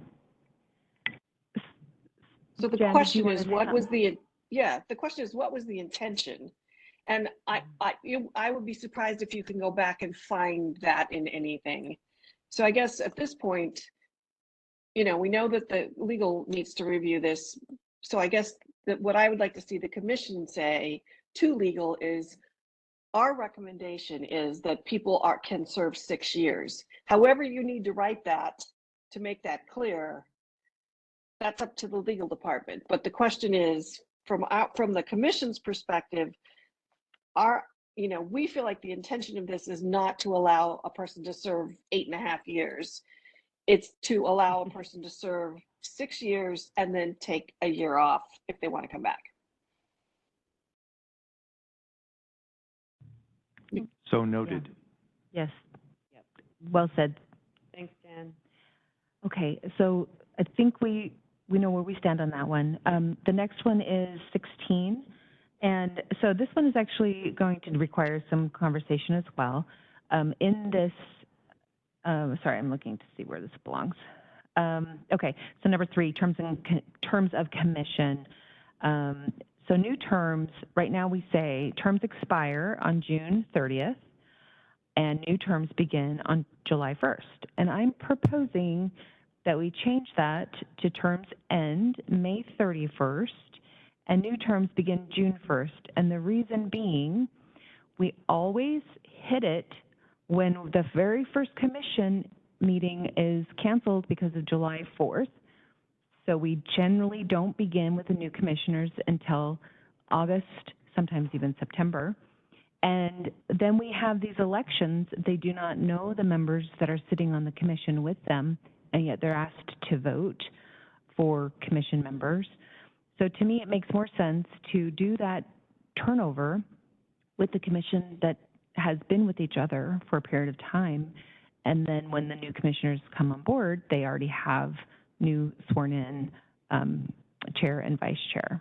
That was my proposal. So it's just moving it up a month. So wanted to discuss that. I think it's a great idea. I really don't like, I don't like that. That's what happened to me. I came on, I had my first meeting, and then I was supposed to vote for people I didn't know to be president or vice president, and nobody asked me if I wanted to be president or vice president. As a new person. As a new person. So then I felt like, what the heck is going on here? So I do like the idea of changing the terms and or changing the elections. Right. One or the other, so that they align in a way. Align a little bit. Mm-hmm. I think, I'm going to move closer to my mic. I think changing the election dates makes perfect sense. That way we have the new president, chair and vice chair in place by the time the new members join.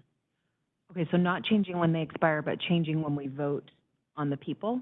That's what was my This is Morgan, that was my comment. They're one and the same, so the term will expire, and then you would vote on new members. So like this says, terms expire on June 30th, and new terms begin June 1st. So you have to have that election in there with that. They go hand in hand. So if you don't agree with so do you agree with both? The I'm sorry to expiration and interrupt. There might be a procedural confusion.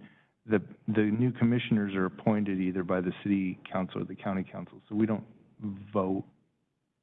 No, we're talking about the commissioners, so. Right. But what vote? Chair and the vice chair. What vote were you talking about? Chair and vice chair? Just taking that particular vote? Yeah. Oh, okay. All Yeah. right. Not the new commission. I thought you were implying voting on No, the this is about commission. terms. So it's- everything. so Yeah, it's number 3. Okay. Yeah, it's number 3, terms of commission members. Gotcha. Well, yeah. And it looks like the code, at least I don't think the code specifically gave us dates. I think this was something that was just put in our bylaws. So I think it is something we could make a decision on. I guess you'd have to verify that. I can't remember the code. Yeah, I think we need But- verification. So verify that. But otherwise, I think if it's not in the code and they leave it up to us, then we can make a logical decision on how those should fall. So I don't think we need to make a decision now. Maybe if we could ask, could you double check the code for us and make sure it doesn't explicitly tell us when we should vote on vice chair and chair? Yeah. And then if it's not in the code, it's up to us. The next time, people can come with their ideas on when they think that timing should fall. Does that sound acceptable? I'm pretty sure both codes don't have a month in them, but we'll double check. We'll double check. Triple check again. And that, Yeah. we'll also put that on the bullet points for the legal counsel to make sure that we have the authority to do that. Thank you. Okay, question 17 is the same as above. It's about the clarity in the code, about the expiration of 3 years, et cetera. So we'll move past that. The 19, okay, so let's see. It says, the chair shall, at the discretion of the commission. Okay, so I guess if a person misses 3 consecutive meetings, the chair shall request that the city council ask for their resignation, and I'm saying we don't really do that. And are we supposed to? I guess let's see, I don't think we do that. If we are supposed to, then I guess we need to know how to do that, if that's an important piece. If that's, Well, it would be an important piece if you had somebody who just wasn't Yeah. here. so I guess. Since I've been here, everyone who's been on the board has been a very participant board member. But I know what they're getting at. And this is on the code, right? So I'm just saying, how do we get in touch? Like, how does that process work if that's something that we want to be clear on? It doesn't need to be here, or is it just something we would discuss with you if we're like, this commissioner is never here, we haven't seen him for 6 months, and they don't plan on coming to the next meeting, maybe we need to consider this. And then if that were the case, would we just come to you for advice, or is it something we want to have in our bylaws? Because I have seen that actually in the past, way before this commission. So this is Susan. I think it's in the bylaws. I think it's in the code. So Bart should probably check, but I'm pretty sure it's in the code.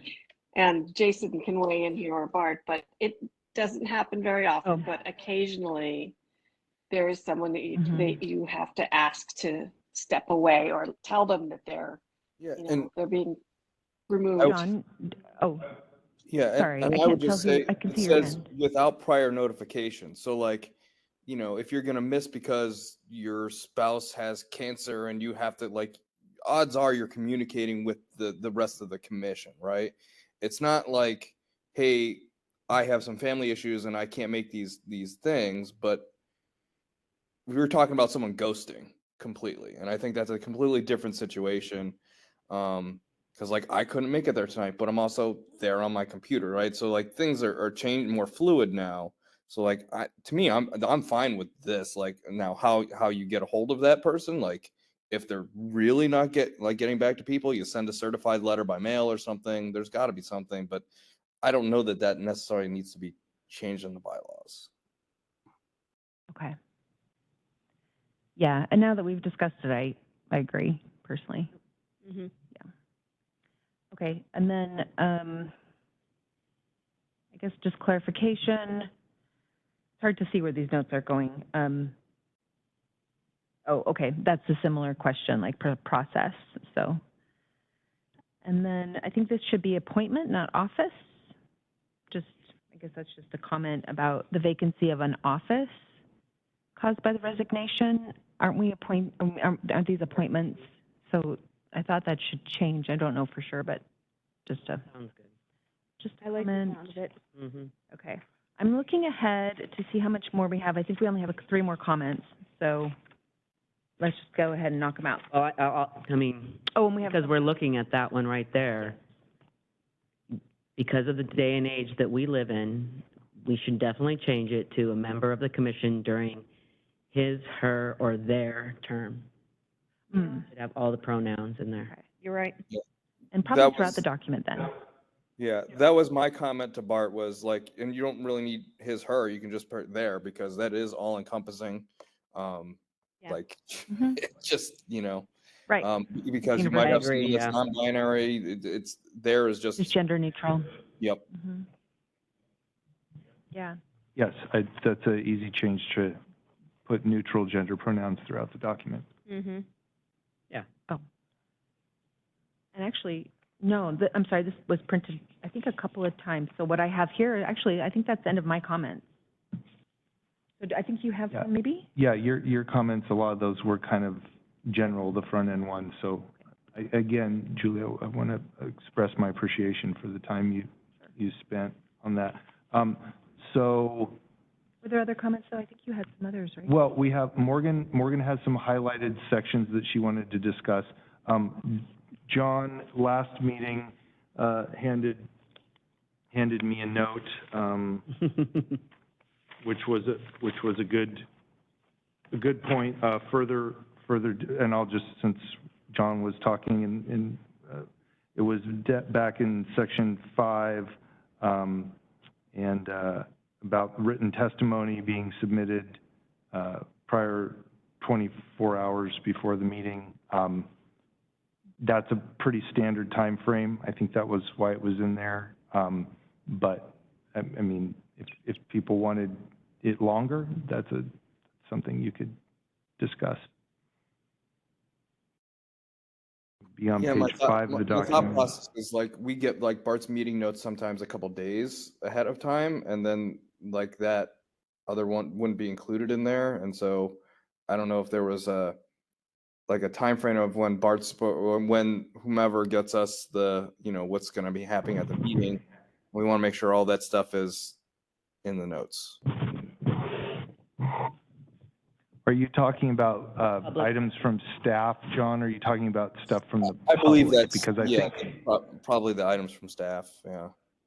Or whatever when you send out the email that says, hey, here's what we're, the rundown or the meeting notes. I didn't know if if you're gonna resign, like that should be in there more ahead of time. well, I don't plan to resign anytime soon. But I get what you're saying. I think we're talking about two separate things. There's the agenda items, the official items, and trying to have that up at least a week ahead of time, and that's always our aspirational date. But then there's also the, Public testimony number. this is in the public testimony section of the document on page 5. Can't remember. Huh? I just didn't finish. Did you want me to scroll down? What? The schedule, our work plan. Oh, yeah, I can move to that. Where is that? There it is. There. So, okay. So this is part of the bylaws? Wondering Yes. if I didn't finish Mhm. reading Yeah. it, 'cause I don't remember any of this. Yeah. Yeah, and he did jump ahead to public testimony. And I thought the same thing, but then I read it was public testimony, and that's something kind of different than the stuff you So- presented. Yeah, so and John, that's did why you- I might have just misread that, so. Do you think public testimony should be further out, or that 24 hours is reasonable? Because that's pretty standard to get it into the record, like for the planning commission and things like that. Yeah, as long as that's enough time for like people to get the work done. I just know sometimes, you know, it's my wife's line of work. She's always waiting and waiting, waiting, and like sometimes, like, you know, sometimes it's better to have things done a little bit earlier than waiting till last minute. But if 24 hours works for the staff, then I'm fine with it.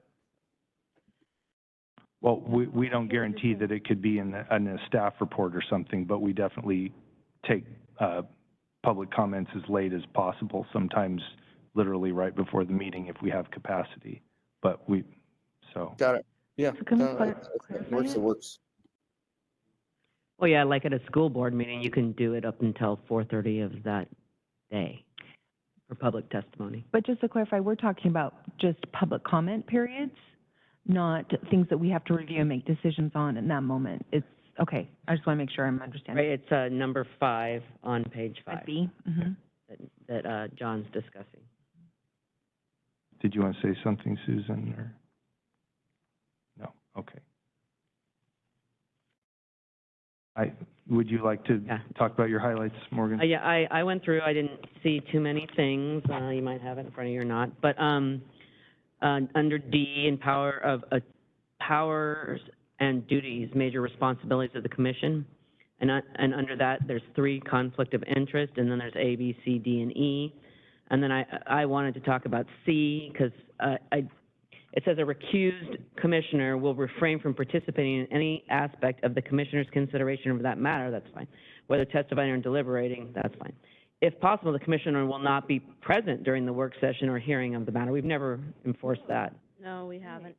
And so that's just kind of a weird thing. Like, for my comment was, I would rather have all the commissioners there and just have that particular commissioner recuse themselves from that particular thing, but then be there later to talk about everything else. Mm-hmm. Because I think that I value everybody's input, and I wouldn't want to just not have somebody there because, you know, they are on the board for the Clark County Historic Museum. Right. Yeah, I'm guessing it was put in there so that even if they weren't directly testifying, it wouldn't give us evil eyes, wouldn't make faces of, oh my word, what is happening right now. There wouldn't be any subliminal voting on their parts that might sway the vote. I'm not saying we should do that. I'm just assuming that that is why that was put in here in the first place. Yeah, like, to me, it was, if you're thinking about like the old way where we were all meeting, like you would have a meeting, everyone's there, that person would step out just for that piece, and then you might maybe get them and come back in, you know, once that's done. Right. Yeah. That's the way I interpreted that. And in the past, when we've had someone who recused themselves, they did a couple of ways. One, they just said it in the meeting, and then they simply were quiet on the mic, and that worked fine. Another way is they went and sat in our section that's for the public, so they were behind the commissioners, and then joined us when that topic was over. They could leave the room. We've never had someone needing to do that, but that's possible. And then another way is on the phone, they actually disconnect from being a commissioner and sign in as a member of the public if they want to make a comment, but they need to recuse themselves from officiating discussion. Yeah. So I agree, though. I don't think that it should be that they shouldn't be present, because there is other work that we need them to do on the commission. And that's just how I read it, and they, like we always said, the intent could be something different, you know, that they just shouldn't be present during that particular portion. I'm not sure what the intent was there, but I really appreciate everybody being at the meeting. So are you proposing taking it out? I don't see the value in, if possible, the commissioner will not be personally present during a work session on the matter. I agree. I mean, if we wanted to say the commissioner will be silent during that, or non-participatory. I mean, we've already said they're going to recuse themselves and will refrain from participating in any aspect. And everyone's such a professional, I just can't see them not being a professional. Well, how about to move this point along, because it's a good point, is we put this on the questions for Perfect. For legal, because there may just be some statutory limitation. Right. What can be I know, there could be something what can weird. be required of people who recuse themselves, and I don't want to get ahead of ourselves. Mm-hmm. Yeah. Because we, like she said, though, we do not do that. And not only that, we could then We're very, we could then no longer have a quorum to meet on other matters if we required that. So I do think that could be very problematic if that was something that we enforced. yeah, let's ask the lawyers on that one. The next one right after that was officers, and this goes back to what we were just talking about. The commission will, by majority vote, elect a chair and vice chair at the regular meeting in July of each year, which is just super hard to do if you have new people who aren't, I mean, in a perfect world, that would work if the new people that were coming on got all of the information, but, you know, we know that things fall through the cracks. It just, you know, just does happen, you know. I just find that that's just such a tight schedule, so I don't really know how to fix it. So I think we agreed. We're going to he's going to double check the code to make sure that that we have flexibility to make the change. And then if we do, the next meeting, we will decide what the timing should be.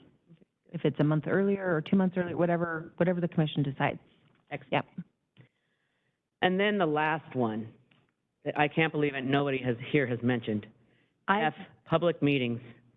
The commission shall begin consideration of no meeting agenda item after 10 p.m. Oh my God.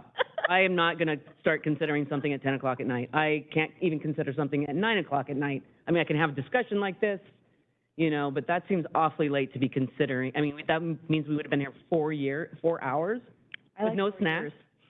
Oh, snacks. No snacks. So I will say there has to be a cutoff, right? And we have gone beyond 9 before. There have been subjects. But not new. This is new. The commission shall begin consideration at 10. Agenda item. So it's on the agenda.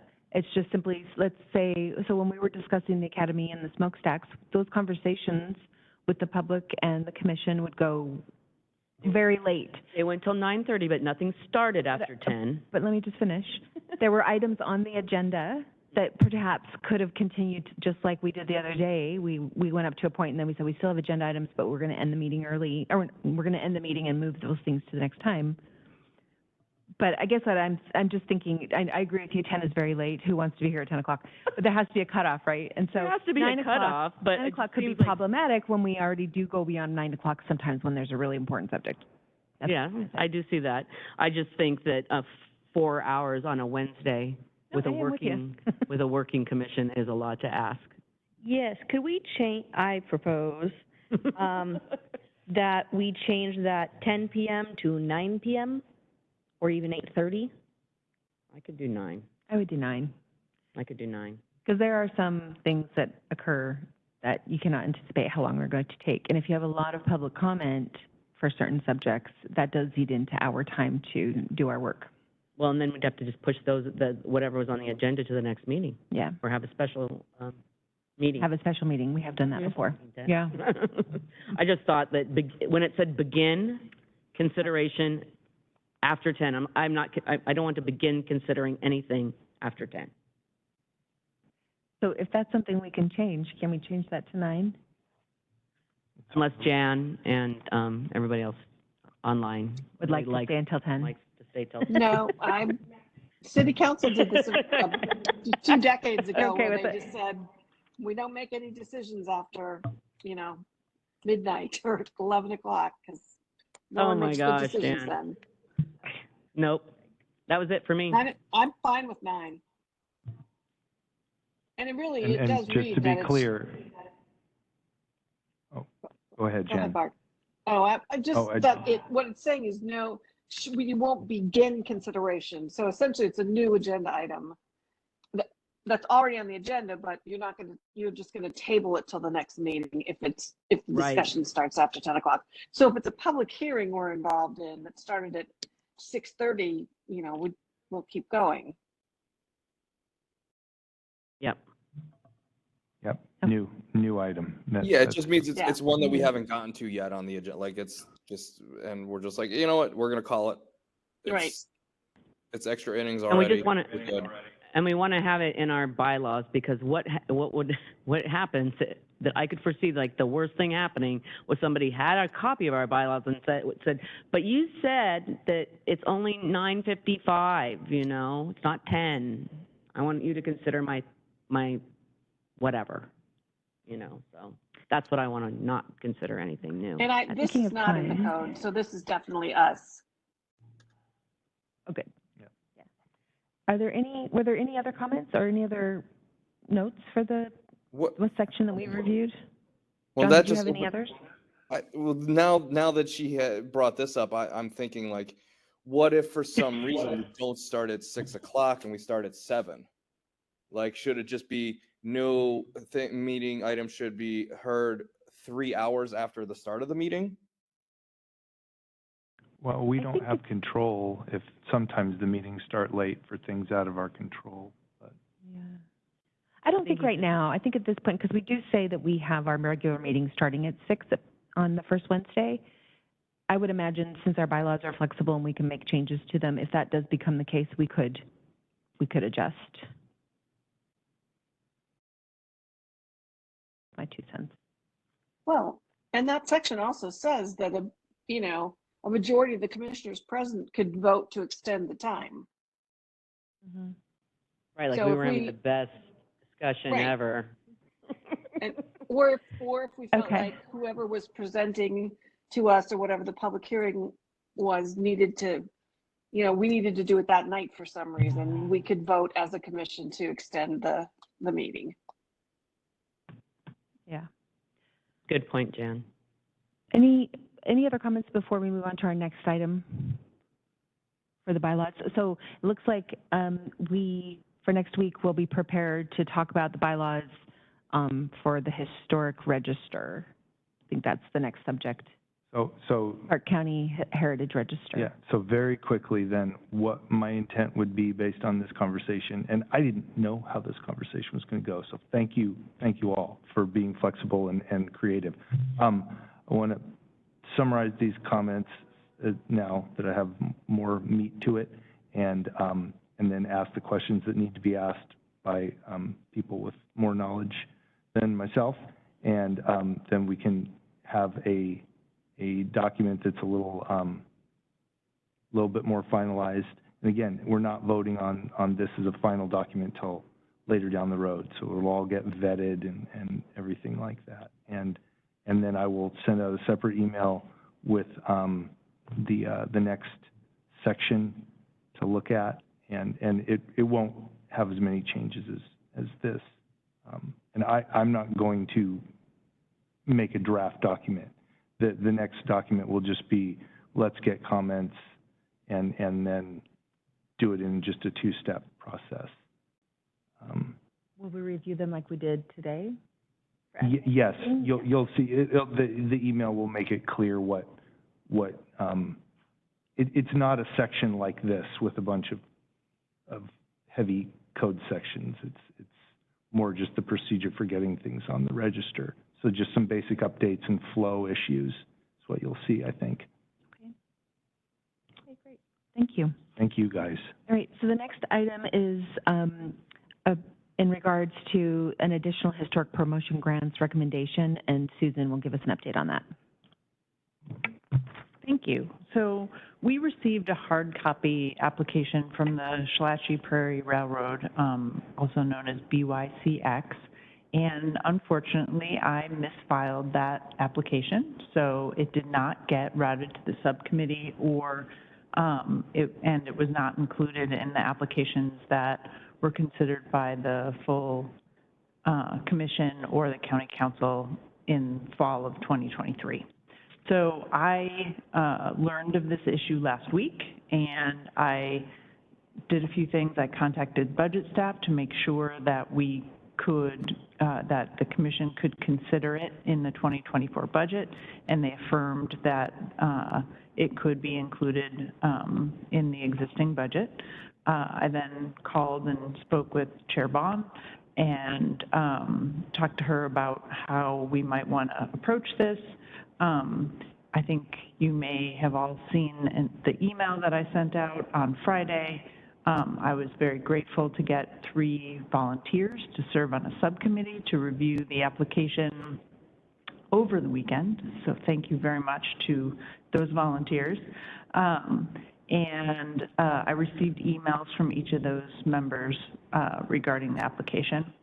I created a draft staff report that is included on the website and in your materials that would potentially recommend, if you want to, if you vote to do that tonight, to County Council that the Commission would recommend this additional application. And I did receive one question from Commissioner Zingali, and I called the applicant. The question was if, so the application is to purchase paint to repaint the steam locomotive that has recently undergone updates and renovations. And Commissioner Zingali's question was about if the paint job would be historically accurate. The applicant verified that they do plan to follow the original paint job. They have a picture of the locomotive when it came off or when it was constructed, and they are actually going to bring that to us. It isn't available until Monday of next week, but I will send that out to you so you can see it. But they are going to follow the historically accurate paint job. And so I guess staff this evening is requesting first of the members that served on the subcommittee, if you want to have any discussion, because no meeting was held as it has been done in the past. It was just done via email so far. And then following any discussion, ask for a vote of the full commission regarding the project so that we can take this to County Council as soon as possible. So John or Morgan, I will turn it over to you first if you guys want to make comment. Sure, and Well, thank you for, go ahead, John. Go ahead, John. Sorry. Okay. Yeah, and thank you for reaching out to them, because when I was going through the application, the one picture that I saw was very, like, it looked much more recent. And so, like, I wanted to make sure they're saying this thing is like almost 100 years old, that, you know, we're adhering to the historical preservation of everything. And how are they going to do that? Because that material was not in the application. And so my initial reaction is great, but I also don't want to necessarily improve it until I see that picture. That's my thoughts. I was really excited to see this application because I'm attached to this railroad, and I have seen it through some of their previous grant cycles, and I'm very excited to see it painted again. And yeah, I'm sorry that we didn't see the picture. I know that they did say that they were going to, not in the document, paint it in the historical fashion from a picture. But it was unfortunate it didn't get looked at, but I feel like we should accept it. Make a recommendation. Okay. Yeah. As for myself, I agree. I was happy that we were able to knock it out. Thank you so much, John and Morgan, for that last minute request, and you guys just jumped right in. And yeah, I was really excited to see it. I've also seen it come through different grant cycles, and we've helped them progressively along the way. They've done so much work on their own, and so I was really excited to see that this is one of those last steps for that project to be finished. So I guess the question is, do we have a motion to approve? Is that the next step? I'm sorry, it's not part of my. So Can I is ask there? one question? So John, yes, please. Go ahead, Jen. Were there grants that didn't get funded in this last funding cycle? No, Susan? No. we only had 2 applications. This would be the Okay. 3rd. So, you know, as far as that's concerned, yeah, and there's money. So Okay. we only had 2 apps. They were both approved. So That's fine. I just wanted to make sure we weren't going to have people who say, wait a minute, I got my stuff in on time, and I didn't get funding. Right. Not that they didn't get their stuff in on time, but okay, so Yeah. I just guess, I know I haven't been on here long, but everything else that we've gone through and approved, we've got lots of pictures, lots of all that other stuff. The picture that we're going to be basing this paint job off is not included yet. And so like, I'm having a hard time, like I could see voting on it next commission, but to me, I see the thoroughness that you all go into, like talking about the brick versus the mortar and all of those details, and looking at the stained glass like thing, it makes it weird to me that we would vote on this without having all the materials in front of us. is there, can we From, table this till they get the picture in? Hold on one second. I think Morgan was going to comment. One Sorry. second to respond. The only thing that I was going to say, John, is that in these applications for these grants, they don't usually provide anything, nothing. A photo, maybe, but usually not. These are just nonprofits that we have built relationships with. So for me, myself, I feel like we have a relationship with this nonprofit, and we have we're invested in the project, and they know that, and I trust them personally. Like, I don't trust every single nonprofit that comes in front of me asking for money and saying they're going to paint it to in a historic fashion. But I tend to lean towards that, also because from my perception, there's no follow-up on these grants. We don't really know what happens after we give them. I mean, they say they're done, but we don't really get to see the end product ever. That's not really part of. We hope to change that, but yes, that is accurate. Yeah, I mean, yeah, I would love to see it. I'd love to see it. We want to make it more formal, that they come and show us what they've done. But I do agree with John that if they say they're going to provide documentation that it is authentic, that they're not going to paint it, I'm not discounting your relationship. I just don't have a relationship with them. And so this could be anyone from my point of view. If the organization says that they are going to be providing us documentation and that they're not going to paint it purple with yellow pink polka dots, then I do not see the problem with tabling it till our next meeting. And should they provide us the information, we can go forward and provide them the fundings 30 days after when we would have done it in this meeting. Yeah. So I will say that I actually fully agree with Morgan personally, and after looking at their application, this partner knows what they're doing. They've hired professionals to do this labor-intensive reconstruction of the locomotive motor or the locomotive structure. And their invested interest is so great that they're not going to do something that's disrespectful to the history of this locomotive. I think that they are going to be above and beyond what most people could do. That's my perspective. And their proposal was very straightforward. It was very simple. We need paint, and we hope to do this in the spring because we're at the very last stage. They, and as Morgan said, it's not the same thing as a certificate of appropriateness where they have to get that certificate of appropriateness to do work. This is a grant where we're giving them money to help support a historic restoration of this locomotive, and now in this case, the paint. I would suggest, and then the other thing is once we vote today on whether or not to put this forward, it has to go before the council to get approved. And so if we delay a month, it's actually going to be a couple of months because it's not just once we're out of here, they get the money tomorrow. There's another approval process. So I'm a little concerned about the timing if we're going to delay it even further just for a photograph. And I'm not even sure what that photograph entails. What is that photograph? And is it in color? So I might be able to help. This is Susan. There is a photograph that was included with the application. It's shown on the screen right now. And my understanding from the applicant, what he said was that they used the locomotive for a while and then they purchased it. When they were using it, it did have a different paint job, but they gave it a historically accurate paint job when they purchased it.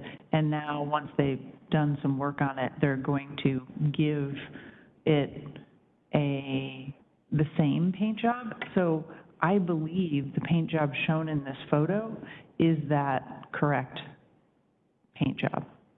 What they're going to do. He did reference, and I can't read what it says, but he said it was going to be black. I guess I don't know how it was painted in the interim, but, I believe it was like green.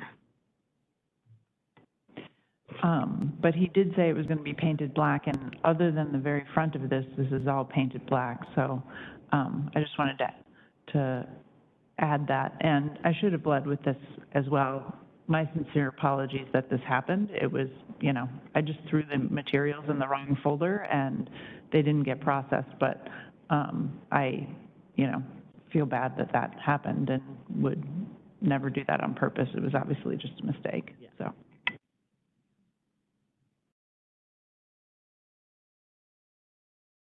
So Does Jan have any input? Well, you got my input, but these people have, this organization has been coming for a historical promotion grant for years. So as you've noted, we're very familiar with them. It's $1,500. I would say, let's go ahead and I will make a motion to approve this grant application. I will second that. Okay, all those in favor, please say aye. Aye. Aye. Aye. All those opposed, please say nay. Okay, hearing none, the motion passes. Thank you all. I'm gonna abstain from the vote. I'm not gonna vote nay. I just would like to as an abstention.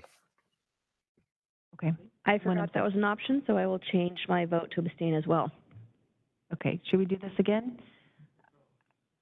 So, yeah, go ahead. I see some concern on two faces. I didn't know I'd need to use the bylaws tonight, but anyway, so 51% of the non-vacant membership of the commission constitutes a quorum, okay? And so we can vote with the 5 people that are here. Three yeses would be a majority of the members present. So, so we have 3 yeses, and if you want to, you did just a voice vote to start with, so we could go through and each member identify their vote. All right, I'll do a roll call vote. Jan Bader? Aye. And you, Morgan Fraser? Aye. Elaine Thatcher? Are we saying we're here or what the vote was? What your vote is? Oh, abstain. John Zingali? Abstain. And I vote yes. So 3 yeses, 2 abstentions, 2 non-votes, and so the majority has passed that we put this recommendation forward to the council, that we do fund them. I think there's still interest, that people have their concerns addressed, and that they do see the photo, all of us, that we do see the photo, and that that is addressed through that. Hopefully it's either an email confirming if it's a black and white photo, because I don't know if it's a historic picture, and that, if he can confirm. Just thinking of the time frame of this locomotive. Okay. Yeah, go ahead, Susan. I believe it will be a black and white photo because he said it was from when it was built. Yeah. So. He'll need to confirm, I guess, also in writing. This is, okay. We have some kind of evidence that it's a black locomotive and we're painting it black again. As opposed to gray or navy or dark green. Bright green. Bright green. Well, bright green would show up a different color, I think, on black and white. And just out of curiosity, when is the council meeting? to discuss, to put this forward? The next council meeting that we could make the agenda for would be, I believe, February 27th. Okay. Yeah, so we would be getting materials to council's office next week for that. Okay. Okay, we're almost through our agenda. Just the next topic is, are there any commission announcements or events that they would like to make note of? That's just one of our agenda items. Yeah, go ahead, John. This is February, right? Yeah. So I can't, let me pull up my calendar. I know some of you have signed up to be judges at the Regional History Day competition. That's March 9th. I think we actually will have our, yeah, so I guess March 7th, we'll still have our meeting, I guess, that Wednesday beforehand. But right now we have, where's my thing? 50 students from out Southwest Washington that'll be participating in the National History Day regional piece. So it's going to be really cool. We've got kids from, 6th, 7th, 8th, 6th through 12th grade with some really cool stuff. So I'm happy to have support of some of the other counselors, commissioners here to help judge, and the kids are excited, that's for sure. Great. That's exciting. Thank you. Thanks for the update. Does anybody else have any announcements or updates? Looking around the room? Okay. Our last item before we do a good of the order and adjournment are any subcommittee updates. I'll just go through the list, and if there are none, just say none, please. Are there any from demolition? We have a meeting at the Historic Museum in March on the calendar, in-person meeting. Excellent. Next is design review and website revision. I can give that really quickly. We are meeting next Tuesday, and we are continuing to make some progress. We have a lot of documents we're revising, updating, so lots of work going on there. Does Outreach have any updates or anything to mention? I have not spoken to Commissioner Gregg in a little bit, but now that I'm through my big event at school, I will reach out to him to make sure we're touching base again on that and get a meeting on the books. So. Okay. And I believe he's back from Southeast Asia tomorrow, possibly. Sleep house for No, 2 days. he's He's like, probably yeah, gonna be so sleeping. I'm sure that'll happen hopefully soon. So. No worries. Thank you. And then the CLG grant project. So we did come together for that, and we have a standing meeting on Fridays now. Moving forward, we talked to Michelle Thompson about our intent for this proposal and our tiered approach, and she gave us some feedback, and now we are working on the research and background to draft the grant. So we'll keep you posted on that, but that's, and we do, or we need one? Oh, and this is exciting.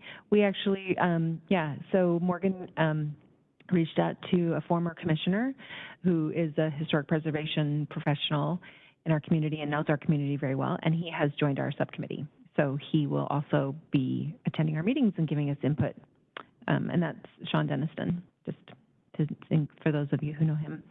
And one other question I did want to ask, we did actually need one more volunteer to be on the design review subcommittee. We lost a committee member, and so we have room. If anyone is free and interested in joining us, please let one of us know. We'd love to have you come hang out with us on Tuesdays. Every month. There's one Tuesday a month. So, all right, that's I believe that's the end of the subcommittee updates and announcements. And now we have, are there any items for good of the order?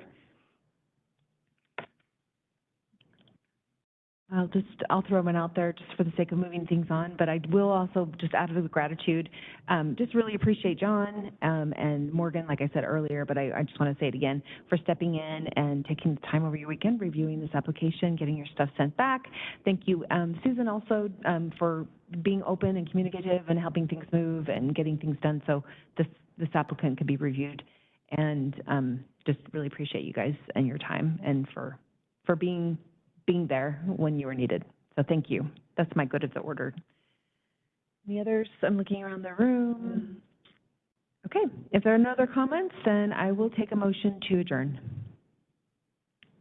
I will make a motion to adjourn. I will second that motion. Motion passes and we are adjourned. Thank you. Thank you, everyone.